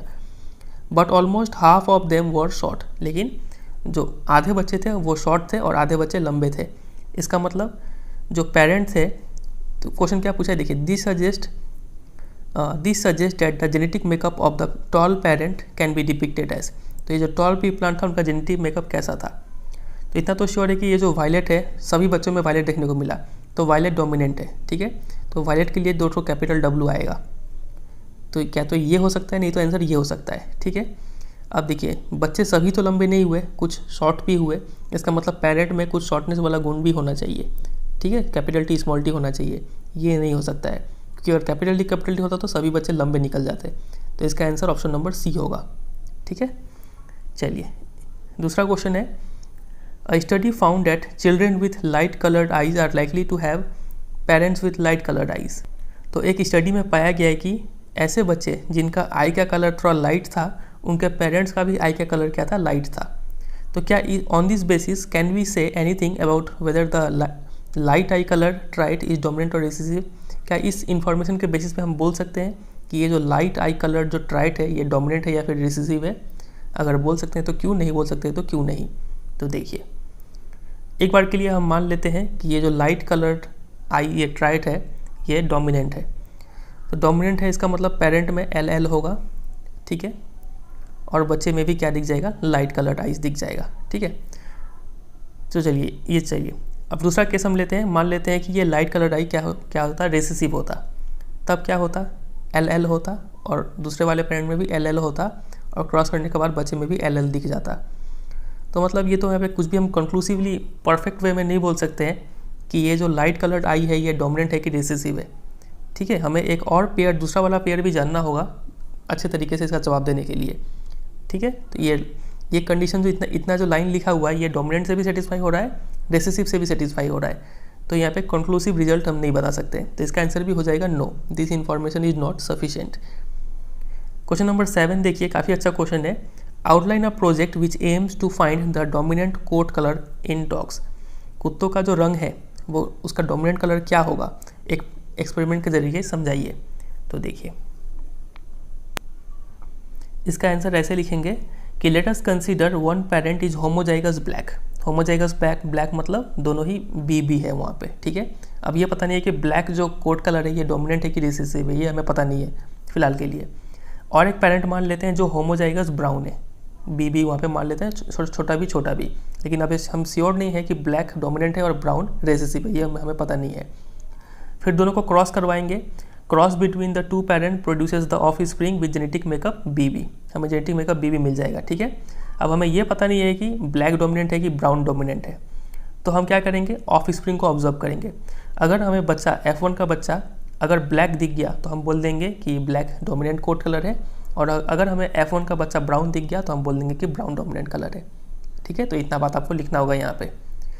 फिर लास्ट क्वेश्चन है क्वेश्चन नंबर 11 कि how is the equal genetic contribution of male and female parents insured in the progeny. तो ये हम पहले डिस्कस कर चुके हैं, वही आंसर आपको यहाँ पे लिखना होगा, ठीक है। चलिए वीडियो एंड करने से पहले एक क्वेश्चन और हम आपको यहाँ पे सॉल्व करेंगे।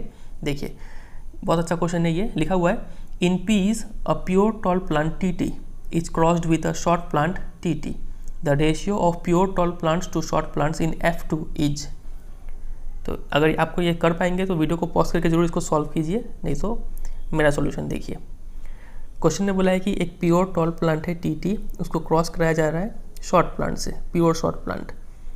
तो फर्स्ट जनरेशन में हमें पता है यहाँ से जो गैमेट निकलेगा कैपिटल T, यहाँ से गैमेट निकलेगा स्मॉल t, और जो बच्चे होंगे वो सभी इस टाइप के होंगे, ठीक है।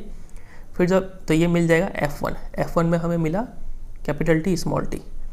फिर F2 के लिए हम क्या करेंगे, ऐसे ही 2 को क्रॉस करवा देंगे, और यहाँ से गैमेट निकलेगा कैपिटल T स्मॉल t, और यहाँ से गैमेट निकलेगा कैपिटल T स्मॉल t। फिर यहाँ पे हम पनेट स्क्वायर बनाएंगे, capital T small t, capital T small t। तो जो भी पॉसिबिलिटी बनता है वो लिखेंगे यहाँ पे। तो क्वेश्चन में पूछा था कि the ratio of pure tall to short plant, तो प्योर टॉल ये रहा, शॉर्ट प्लांट ये रहा, तो दोनों का रेशियो क्या है, तो ये एक ठो है, ये भी एक ठो है, तो रेशियो हो जाएगा 1:1, ठीक है। ऑप्शन नंबर C इसका राइट आंसर होगा।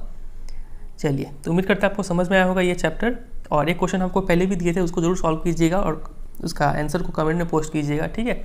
और थोड़ा ये चैप्टर थोड़ा कॉम्प्लिकेटेड है, लेकिन फिर भी इस वीडियो को थोड़ा 1-2 बार देखिएगा तो आपको सारा डाउट क्लियर होगा, और फिर भी कोई डाउट रह जाता है तो कमेंट सेक्शन में पूछिएगा, ठीक है। जितना हो पाएगा हम उसका जवाब देंगे। चलिए फिर एंड करते हैं। वीडियो अच्छा लगा तो वीडियो को जरूर एक लाइक कर दीजिएगा, दोस्तों के साथ भी शेयर कीजिएगा, और चैनल पर अगर नए हैं तो चैनल को सब्सक्राइब भी कीजिएगा। और भी कई सारे चैप्टर का वीडियो बन चुका है, आप उसको जरूर देखिए। डिस्क्रिप्शन में लिंक दिया हुआ है साइंस के प्लेलिस्ट का, इंग्लिश का भी वीडियोज़ है, वहाँ भी आप देख सकते हैं। चलिए फिर एंड करते हैं, मिलते हैं बहुत जल्द किसी और चैप्टर के साथ। तब तक के लिए goodbye and take care.